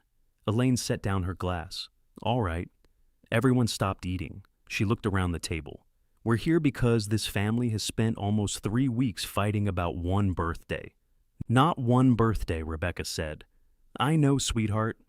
"No, you don't." Elaine's expression flickered. Rebecca continued, "Everybody keeps acting like I got mad over brunch. That isn't what happened." "I don't think that," Elaine said. "You told me Dad has always been like this." "Daniel has always been like this" was one of Elaine's favorite sentences. It could refer to my leaving a wet towel on the bed in 1994, or my refusal to join a conga line at Carol's second wedding. Elaine glanced at me. I said he retreats when things get emotional. "He does." "Yes," I said. "I do." Rebecca looked surprised. Aaron said, "Can we agree nobody interrupts?" "You just interrupted," Marcus said. "I'm establishing the rule. Late." "Would everyone stop?" Elaine snapped. The old table gave a small wooden creak beneath the cloth. Elaine lowered her voice. "I asked you here because we cannot keep talking through other people. Rebecca, if you have something to say to your father, say it to him." Rebecca looked at me. "I needed you to show up. I know. You know now. Yes. You knew I was upset that night. Yes. You knew the fight was about you leaving. Yes. You knew my birthday mattered to me. Yes. And you still stayed home. Yes." Each answer made her angrier. "Why? Because you told me not to come." She pushed back from the table. "That is the part you hide behind." "I'm not hiding. You have a recording. In my phone, nobody has heard it. I heard part of it in a restaurant." "You asked him to play it," Marcus said. Rebecca turned on him. "Why are you doing this?" "Because that's what happened. You weren't there. You told me. I told you he brought it out. You said you asked to hear it." Rebecca's eyes filled, but her voice remained controlled. "I wanted to know what he thought justified everything." "Nothing justifies everything," I said. "The message explains why I didn't call or come. You didn't ask what I meant. I thought you meant what you said. That's convenient? No. It was painful. For you? Yes, Rebecca, for me." She looked away. Elaine reached toward her, but Rebecca moved her hand beneath the table. Aaron said, "Can we settle the factual part first?" "The factual part is all Dad cares about," Rebecca said. "It matters," Aaron replied. "Did you tell him not to come?" "I said I needed space." "Those aren't the same words. They mean the same thing." "Not exactly." "Whose side are you on?" Aaron's face changed. I'm not doing that anymore. Doing what? Picking which version will upset fewer people. I'm not asking you to. You called me after brunch and asked whether Dad had said anything about why he missed it. You knew why. Rebecca went still. Elaine looked at Aaron. She called you? Yes. What did you tell her? Rebecca asked. That he said you told him not to come. You told Mom I was fine. Because you told me not to make a big deal out of it. That was private. So was the voicemail, I said. The sentence landed badly. I knew it as soon as it left me. Rebecca stood. This was a mistake. Marcus pushed his chair back, but did not stand. Sit down, Elaine said. I'm 37. I'm aware. Then don't talk to me like that. Stop walking out every time someone says something you don't like. The room changed. Rebecca stared at her mother. Elaine looked startled by her own words, but she did not take them back. You told me to leave him alone, Rebecca said. What? After the divorce. You said if Dad wanted us, he knew where we were. Elaine's face drained. I was angry. You said he chose the apartment over us. I shouldn't have. Rebecca looked at me. What did you tell her? The truth, I said. Your truth. No. She told me what she said. You two have been talking about me. About ourselves, Elaine said. You invited him here to corner me. I invited everyone because you said you wouldn't come to Thanksgiving if he did. I said I didn't feel safe.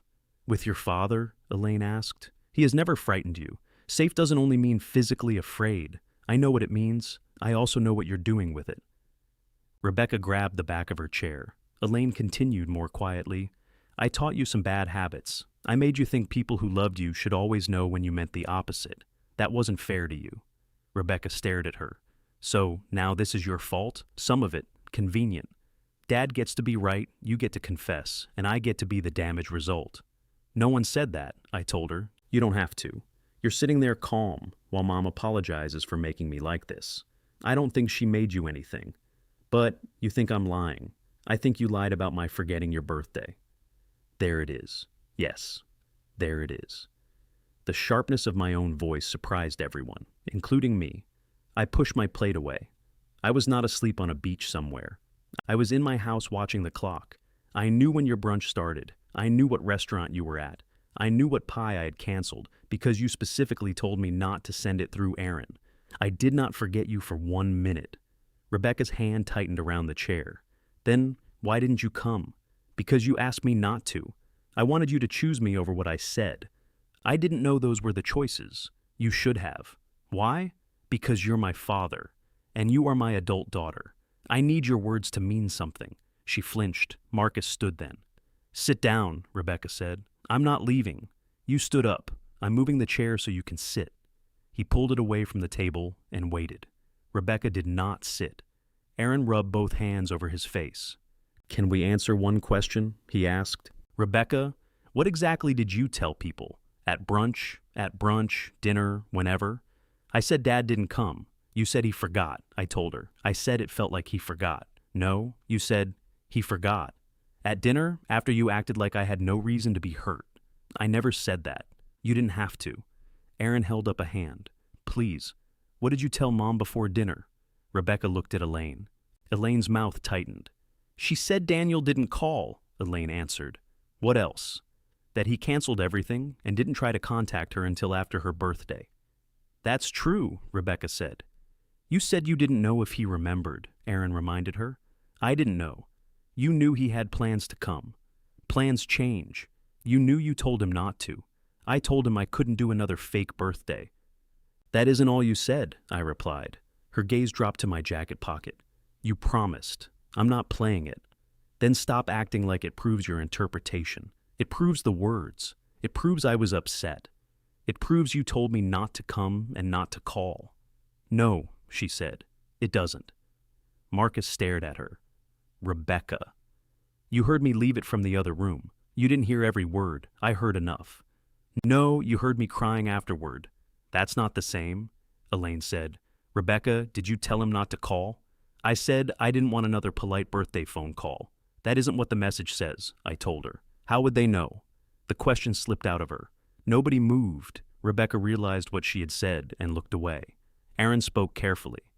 So, You know you're describing it differently because nobody else has heard it. I'm describing what I meant. That's not the same. It is to me. I felt the shape of the phone against my leg. Rebecca looked directly at me. If you take it out, she said, you're choosing being right over me. I kept my hands on the table. I promised I wouldn't. Good. Then she turned to the others. There is no voicemail where I told him to forget my birthday. There is no voicemail where I said I never wanted to see him. There's just a private message he's twisted into permission to abandon me. My hand moved toward my pocket before I could stop it. Rebecca saw. Go ahead, she said. Prove what matters more. I stopped. The phone stayed where it was. No, I said. Rebecca's chin lifted. No, I told you I wouldn't play it.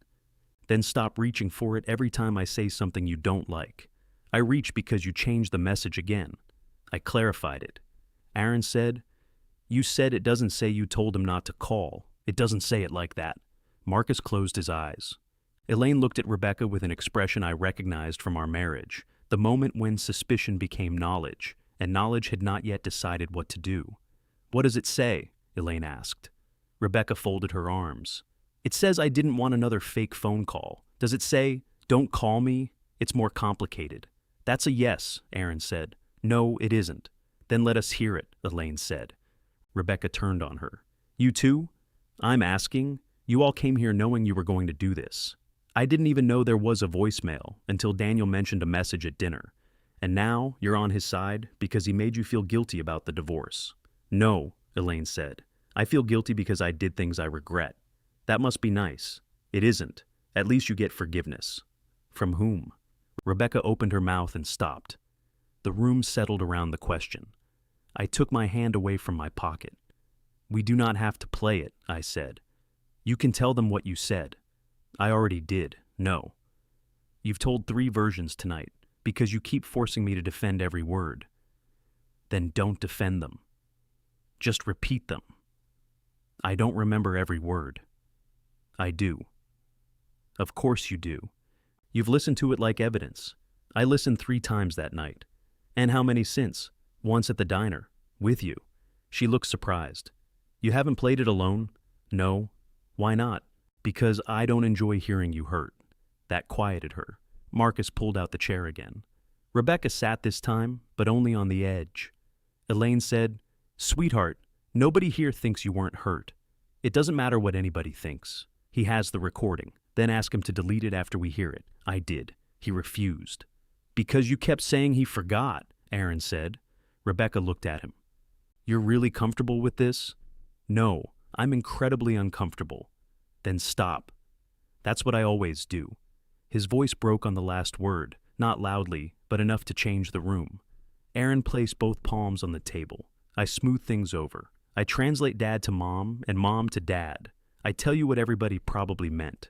Then I call whoever is least mad and ask them to apologize because they're easier. I did it after the divorce. I did it at your brunch. I did it when I came for the clamps. I'm not doing it tonight. You brought the clamps because dad took his tools. Marcus brought the tools because you told him to. Why does that matter? Because every time you tell this story, someone else takes the first step. Rebecca stared at him. Aaron's breathing was shallow. I realized I had rarely seen my son openly angry. He had spent years turning anger into helpful errands. I should have asked you more, I said. He shook his head. Not now, Dad. It was fair. Elaine touched his wrist. He moved his hand away, then looked guilty for doing it. Rebecca said, Fine.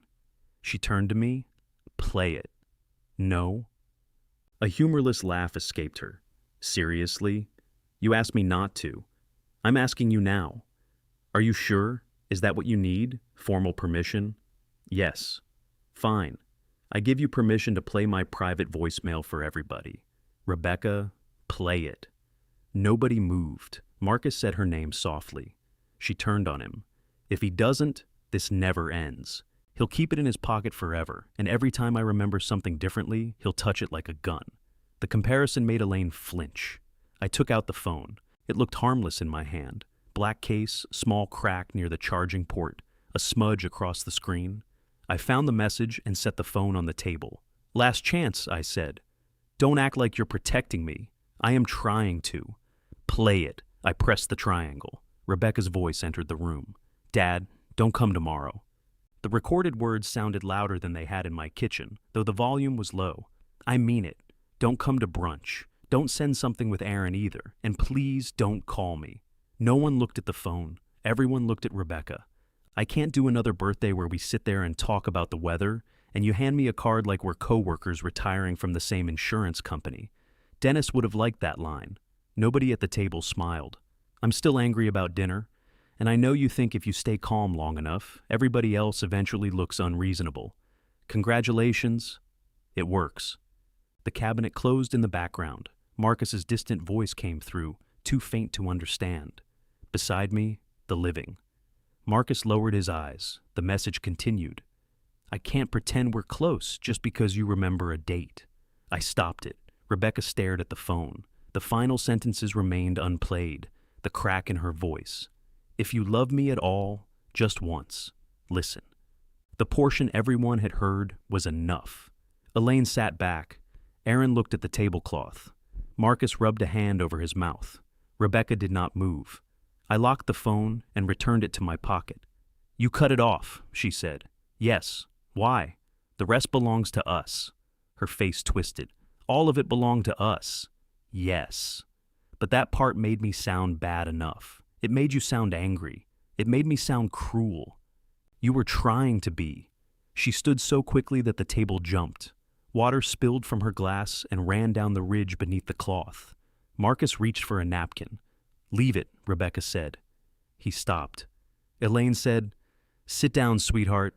Don't call me that. I'm sorry." "No, you're not. You're relieved. Relieved that it wasn't your fault, that he has proof. This isn't about choosing his version." "Yes, it is. There's a recording, Rebecca." And there it is. Dad wins. "I don't feel like I won," I said. "You got exactly what you wanted." "No, what I wanted was for you to tell the truth without this. You played it. You told me to. I knew you would." The words struck with almost physical force. The test had simply changed. If I played it, I proved being right mattered more. If I refused, the dispute could continue without end. She had offered me 2 doors and placed the same room behind both. I looked at her. "That isn't fair." Her eyes filled. Neither was Saturday. "No." The answer stopped her. I stood, but did not move toward her. "You did feel abandoned," I said. "I understand more of that now than I did before. I should have kept calling after the divorce. I should have answered your anger instead of waiting for it to pass.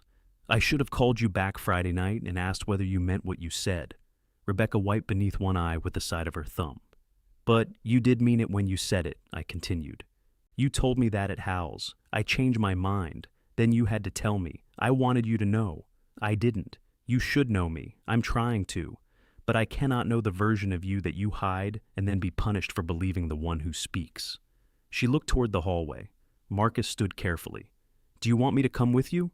"I don't care." He did not move. Rebecca stared at him. I said, "I don't care. I heard you. So now you're staying." "Yes." "Because of him? Because I'm done making your decisions for you." She laughed once, a broken sound. "Great. He fixed you too." She walked out of the dining room and up the stairs. A door closed overhead. Not slammed. Closed, firmly enough that we all heard the latch catch. Water continued spreading beneath the tablecloth. Elaine lifted the cloth and began blotting it with napkins. "The finish," she said automatically. "It's water," I told her. "It'll be fine." "I know." She kept blotting. Aaron sat down again. Marcus remained standing, looking toward the staircase. "Go after her," Elaine said. Marcus shook his head. "She told me she didn't care. You know she wants you to." "I know she might. She does." "Then she can say it." Elaine looked at me as if I had recruited him. "Don't," Marcus said. I didn't say anything. You didn't have to. There was no accusation in it, only fatigue.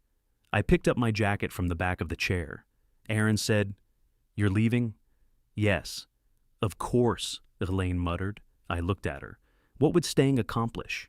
You could be here when she comes down. If she wants to talk to me, she can call." Elaine threw the wet napkins onto the table. "And there you go. What do you want me to do? Stand outside the door until she opens it? I want you not to retreat the second this becomes painful. It was painful before I arrived. Stay anyway." I looked at Aaron. He looked as tired as Marcus. Do you want me to stay? I asked him. He considered the question. No, he said. I want everybody to stop pretending one dinner can fix this. Elaine's mouth tightened. I put on my jacket. At the doorway, I turned back. I am not hosting Thanksgiving, I said.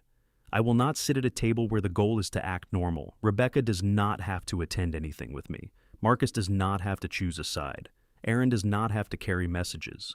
And Elaine, you do not get to organize our way around what happened. You're punishing everyone. No, I'm removing the usual solution. What does that even mean? It means nobody gets to blame me and use my house at the same time. I left before she could answer. Outside, the cold had sharpened. I sat behind the wheel, but did not start the car. 5 minutes later, Aaron came out and tapped on my window. I lowered it. Mom wants to know if you're still coming Thursday. That sounds like a message. He nodded. You're right. He turned toward the house. Aaron, he looked back. I'm sorry. For what? For making you the person who comes outside. His expression softened, then tightened again. Stop giving me the good apology while Rebecca's upstairs. He went back inside. I drove home with the radio off. At 10:43, exactly 3 weeks after Rebecca left the first voicemail, my phone lit up with her name. This time she did not leave a message. She let it ring once and stopped. I called her back. She answered, but didn't speak. You called, I said. I changed my mind. I gathered that. Then why did you call back? Because sometimes people want to be surprised. A breath moved across the receiver. Aaron said that to you. Yes.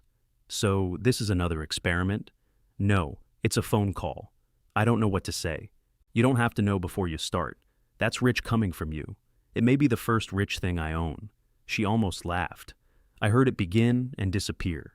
In the background, a floorboard creaked. She was probably in the upstairs room that had once belonged to Aaron, the one Elaine turned into a guest room after refusing for 11 years to admit he had moved out.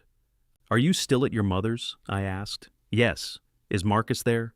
He left. Okay. Did he tell you? No. You talked to him. He called once. About me. About himself. Same thing now. I stood in my dark living room, not turning on a light, because movement felt likely to frighten the call away. Why did you stop the voicemail? Rebecca asked. The last part was private. The first part was private. Yes. That didn't stop you. You asked me to play it. You know that wasn't a real choice. I know it didn't feel like one. It wasn't. Then neither was my choice Friday night. She went quiet. I could have left the sentence alone. Instead, I said, I'm not trying to score a point. You always say that after you score one. That's fair. Another floorboard creaked. The part you stopped, she said. That was the part where I said, if you love me, you'd leave me alone. Yes. You'd already quoted it at dinner. I shouldn't have. Why protect it now? Because hearing your voice say it would have hurt you more than it helped me. You don't know that. No. At least you admit it. I'm experimenting. This time she did laugh, though it lasted less than a second. I hated you tonight, she said. I know. No, I really did. When you put the phone on the table, I thought I hated you. I hated myself a little. You should. I said a little. She inhaled sharply. I could not tell whether it was another almost laugh or the beginning of tears. Mom came upstairs after you left, she said. She said the message proved you didn't forget. It did. I know. The words were barely audible. I sat down on the couch. Thank you for saying that. Don't make it a big thing. It is a big thing. I knew you remembered. Even at brunch I knew. Then why say you didn't? I don't know. You do. Don't. All right. Silence stretched between us. This was the moment when I usually help the silence become permanent. I would say she should get some sleep, or that we could talk when she was ready. Polite phrases shaped like exits. I stayed quiet without leaving. Finally, Rebecca said, Mom asked where you were. I said you weren't coming. She got that look. What look? The one where she already understands what happened and is waiting for you to agree. I knew the look. She asked if you forgot. I said, apparently. Aaron said you told him you didn't know whether I remembered. I wanted him to say you were on your way. And when I wasn't, everybody got nice to me.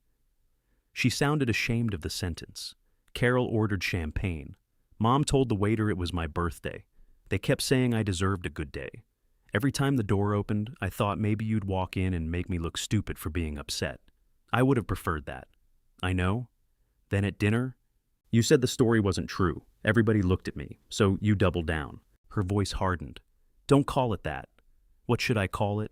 I don't know. All right. I thought if I admitted the voicemail, they'd hear what Marcus heard. That I told you not to come and then cried because you didn't. I knew how it sounded. It sounded like you wanted proof. It sounded crazy. Those aren't the same. People don't care about the difference. I do. Now. The word hurt, and she had earned the right to use it. Yes, I said. More now than before. She breathed into the phone. I don't know how to fix this. Neither do I. You always know how to fix things, mostly chairs. The chairs are still clamped. The clamps came off. Aaron told you? He brought them. Of course he did. He also told me he's done carrying messages. He says that because he's angry at me. He says it because he's tired. So am I. I know. Upstairs at Elaine's, a door opened. I heard my ex-wife say something muffled. I have to go, Rebecca said. Okay. Are you coming Thursday? I haven't decided. Mom says you won't. Your mother often reports decisions before I make them. If you don't, she'll say it's because of me. It won't be because of you. Then come. Do you want me there? She did not answer. I waited. I don't want everyone staring at us, she said. That's not what I asked. I know. Elaine called her name again. I have to go. Good night, Rebecca. She hung up. It was not a resolution. It was 23 minutes in which neither of us pretended the other had vanished. The next morning, Elaine added me back to the family group conversation. I had not known she'd remove me. Her message sat beneath 2 days of recipes, arrival times, and Susan asking whether anyone owned a gravy boat. For clarity, Daniel did not forget Rebecca's birthday. There was a message, and we heard it last night. The situation was more complicated than I understood, and I repeated things I should not have. Carol responded with a heart. Dennis wrote, "Thank you." Susan asked, "What did the message say?" Aaron answered, "It was private." No one wrote anything else for almost an hour. Then Elaine called me. "You saw it?" "Yes." "Well?" "Well, what?" "Was it accurate?" "Yes." "You could say thank you." "Thank you." "You don't sound grateful." "I'm wondering whether Rebecca knew you were going to send it." "She left the group." "That isn't an answer." "No, she didn't know." "You should have told her." "Oh, now we need permission before correcting a lie?" I thought the correction was supposed to come from her. She had 3 weeks. It was her story to correct. It was my story, too. I repeated it. That stopped me. Elaine said, "I did something wrong. I corrected it." "Yes.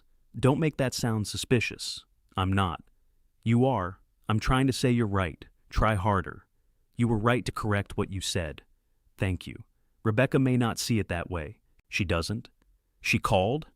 She came downstairs and told me I'd humiliated her in front of the family. What did you say?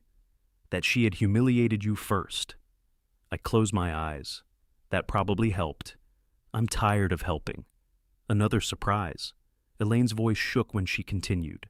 I spent years making everything easier for her because I thought you had made it hard. Then when she was cruel to you, I treated it like evidence I had been right. You were hurt too. Don't excuse me. I'm not. You're about to. I was. Come Thursday, she said. I don't think I should. You were invited. Is Rebecca going? I don't know. Marcus? I don't know. Then what are we doing? Eating Thanksgiving dinner. Elaine? Fine. I want you there. Is that direct enough? Yes. Will you come? I'll tell you tomorrow.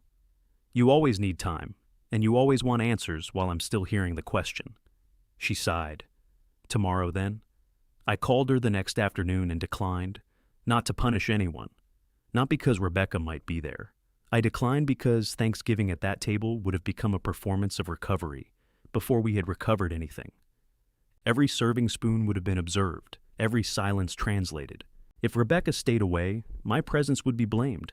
If she came, her discomfort would be measured against mine. Elaine said I was retreating. I told her I understood why it looked that way. She asked whether understanding made me less selfish.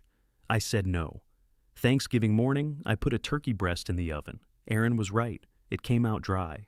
I ate at one end of my table with stuffing from a box and cranberry sauce from a can. I left it ribbed in Susan's honor. At 2, Carol sent a photograph of Elaine's repaired table crowded with serving dishes.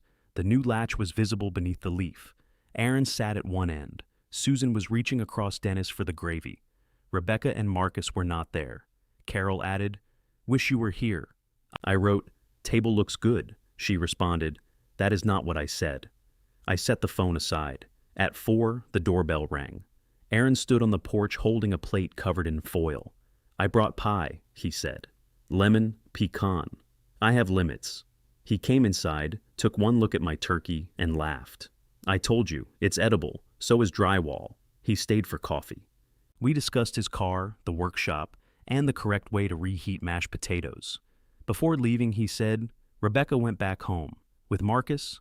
He picked her up this morning. They didn't come to Mom's. Are they all right?" "I don't know." I nodded. Aaron put on his coat.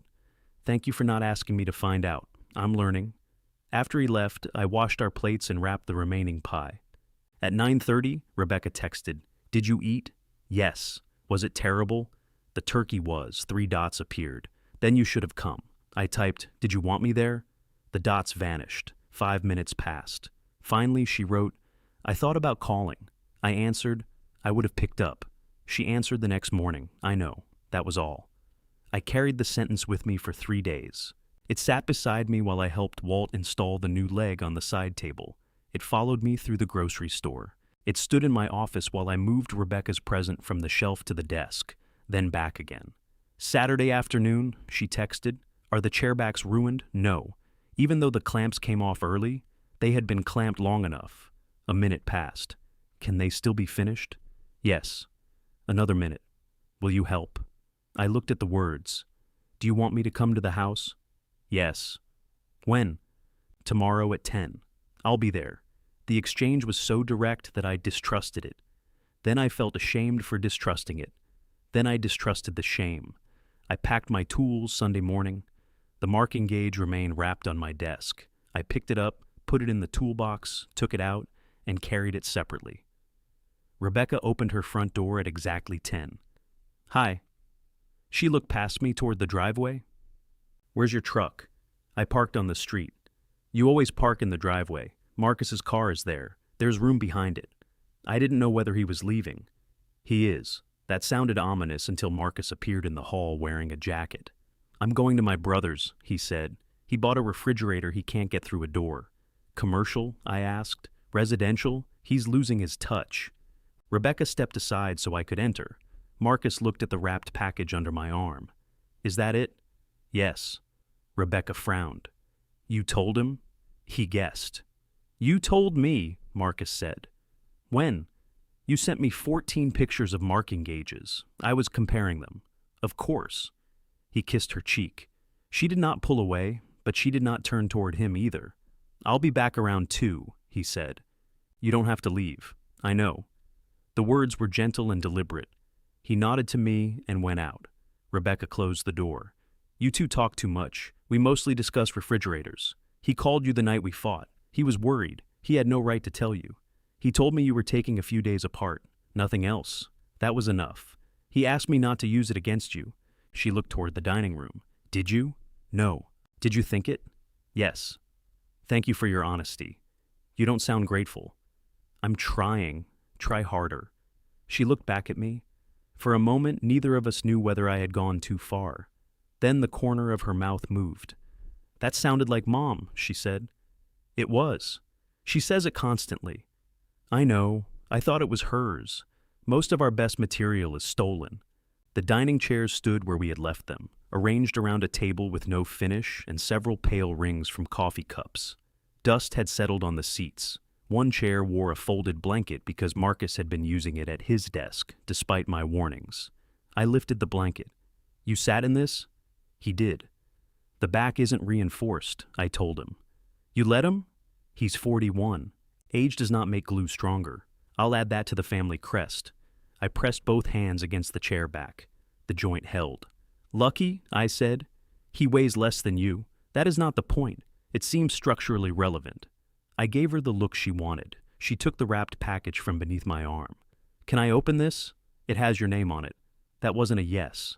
"Yes." She sat on the floor with her back against the table and peeled the tape instead of tearing the paper. She had done that since she was old enough to open presents. Elaine ripped paper quickly and joyfully. Rebecca treated wrapping as though she might need to return it to the giver in its original condition. When the rosewood handle appeared, she stopped. You found one, estate sale. She took it from the box and loosened the brass thumbscrew. It's almost the same as yours. Better cutter? How much? That is not how gifts work. You said estate sale. $12. You're lying. 28. She ran her thumb along the wood. You cleaned it. Yes. When? Before your birthday. Her hands went still. I opened the toolbox and began laying chisels on an old towel. You don't have to do that, she said. Do what? Make every object testify. I straightened. That wasn't what I was doing. I know. I'm sorry. She looked at the marking gauge. I knew you had a gift. Yes? Marcus told me he saw you wrapping something. All right. I told myself it might have been for somebody else. Who? I don't know. You have friends? Do I? Walt. I would not wrap anything for Walt. He can barely open a drawer. She smiled, then turned the gauge in her hands. I'm sorry I made Aunt Carol think you forgot. She found the box on her own. I mean, before that. I waited. Rebecca set the gauge carefully on the table. I'm sorry I said it at dinner. Thank you. And at brunch. The admission landed differently from all the earlier explanations. It did not come with the word felt. What did you say at brunch? I asked. Mom asked if you forgot. I said, apparently. Yes. Then Carol asked whether you called, and I said no. Aaron said you'd talk to him, and I told him you must have remembered after the brunch started. You knew that wasn't true. Yes. Why did you tell them? Her eyes hardened. I already explained that. You explained how it started, and I'm apologizing. You are. Do you need me to crawl? No. It sounds like you do. I need to understand. No, you need to hear me admit every part in the correct order. I'm not sure those are different. She stood and carried the marking gauge to the far end of the table. This was a mistake. Which part? Inviting you. I looked at the open toolbox. We had lasted 9 minutes. Do you want me to leave? She folded her arms. The old answer would have been yes, delivered in a tone that meant no. We both heard it waiting. Rebecca looked toward the front door. Then she looked back at the chairs. No, she said. I want you to stay, and I want you to stop questioning me for 5 minutes. All right, can you? I can try. We worked in silence. I showed her how to scrape the dried glue without cutting into the oak. She sanded the repaired joints while I cut corner blocks for the seats. Our movements found their old rhythm faster than our conversation did. I would reach for a clamp and find it already beside my hand. She would turn a chair before I asked. After 15 minutes, she said, You cut on the wrong side of that line. I inspected the block. I did not. You did. The block was too short. Wood moved, I said. Rebecca laughed. It was not a polite laugh. She put down the sandpaper and covered her mouth, shoulders shaking. What? Nothing. This is usable? It is absolutely not. I can shim it. You'll see the patch every time. I stared at her. Walt said that. I like Walt. You've never met him. I like him more now. I cut another block. We finished reinforcing 2 chairs before noon. Rebecca ordered sandwiches from the place with the pickled onions. When they arrived, she removed the onions from mine without asking. I don't dislike them, I said. You threw out my sandwich because the box leaked. You said the onions soaked through. That is not the same. It is to me. We both stopped. Then Rebecca said, That phrase should be illegal. Agreed. We ate at the unfinished table. She kept the marking gauge beside her plate. Marcus says he won't come back if I keep making him prove things, she said. I took a drink of water. That sounds private. It is. Then why are you telling me? Because I want to. All right. He says I punish him for believing me.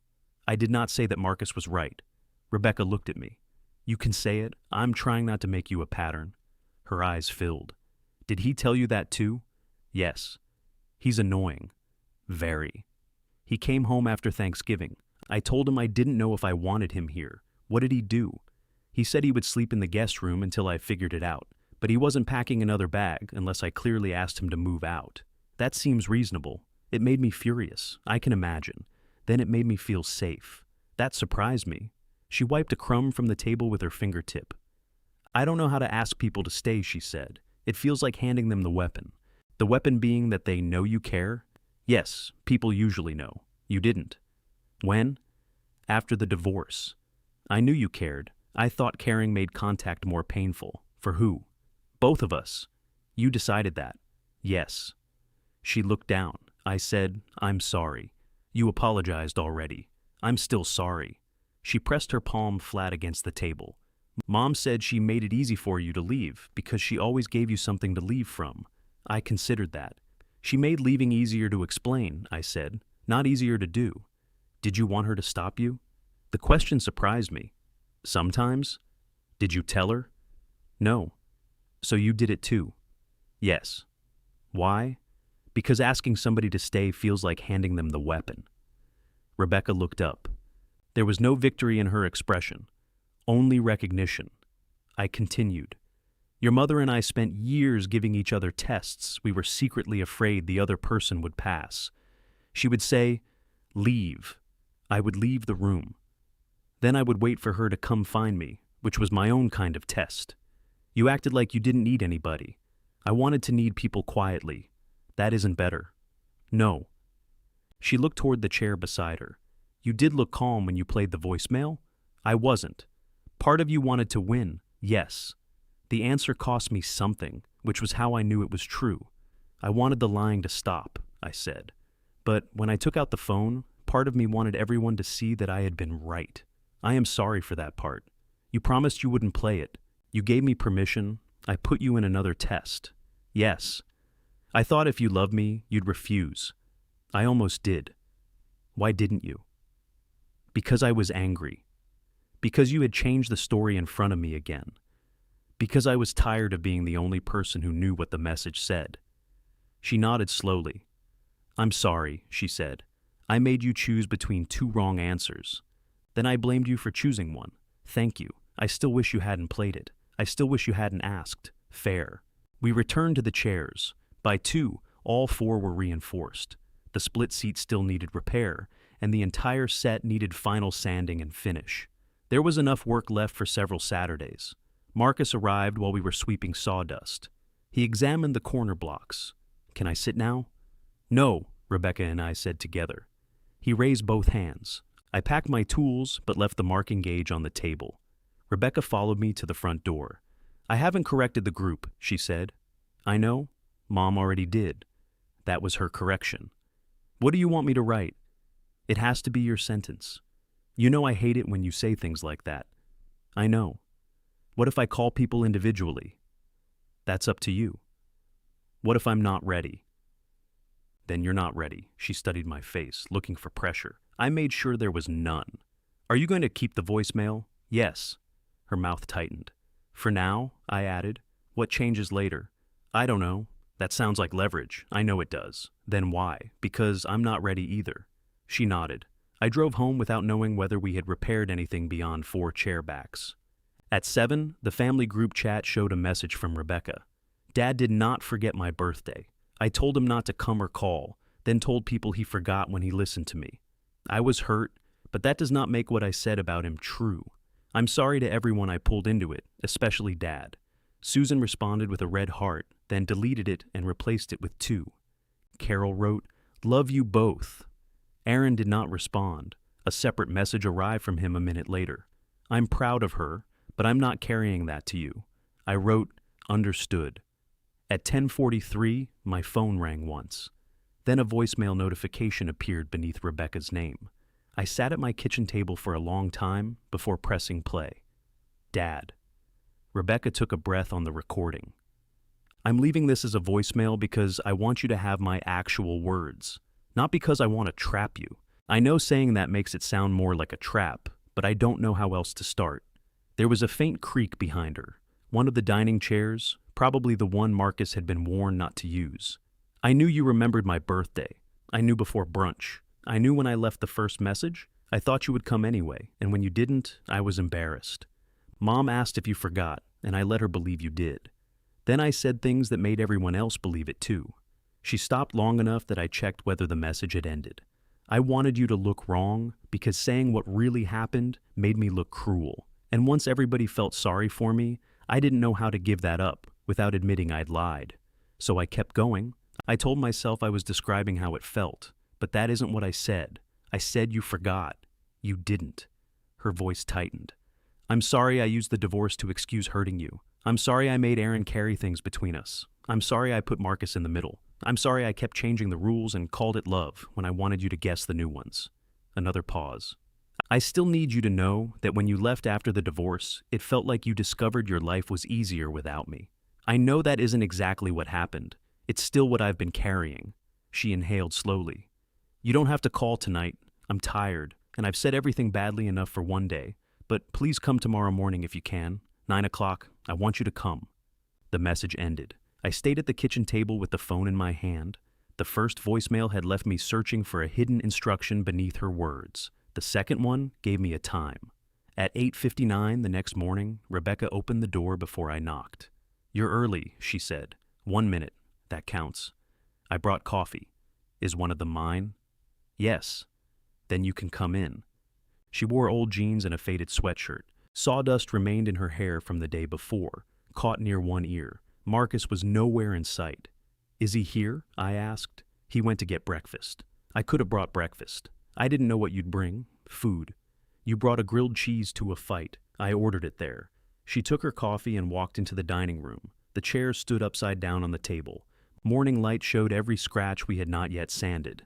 The new corner blocks looked pale against the old oak. Rebecca sat on the floor. I sat across from her with my back against the wall. Did you hear all of it? She asked. Yes. How many times? Once. Do you still have the first one? Yes. She nodded. I'm not asking you to delete it today. Thank you. That wasn't generosity. I don't want it to be another test. I understand. Do you? More than I did. She picked at a loose thread on her sleeve. I meant the apology. I know. You don't have to say it like that. Like what? Like I've submitted the correct form. I don't know what response you want. Something human. I considered telling her that thank you was human. Then I saw that I was reaching for precision again. It hurt to hear you blame yourself for all of it, I said. I didn't. You came close. No, I admitted what I did. You also apologized for using the divorce as an excuse. It wasn't an excuse. It was part of the reason. She looked at me. I should have kept calling, I said.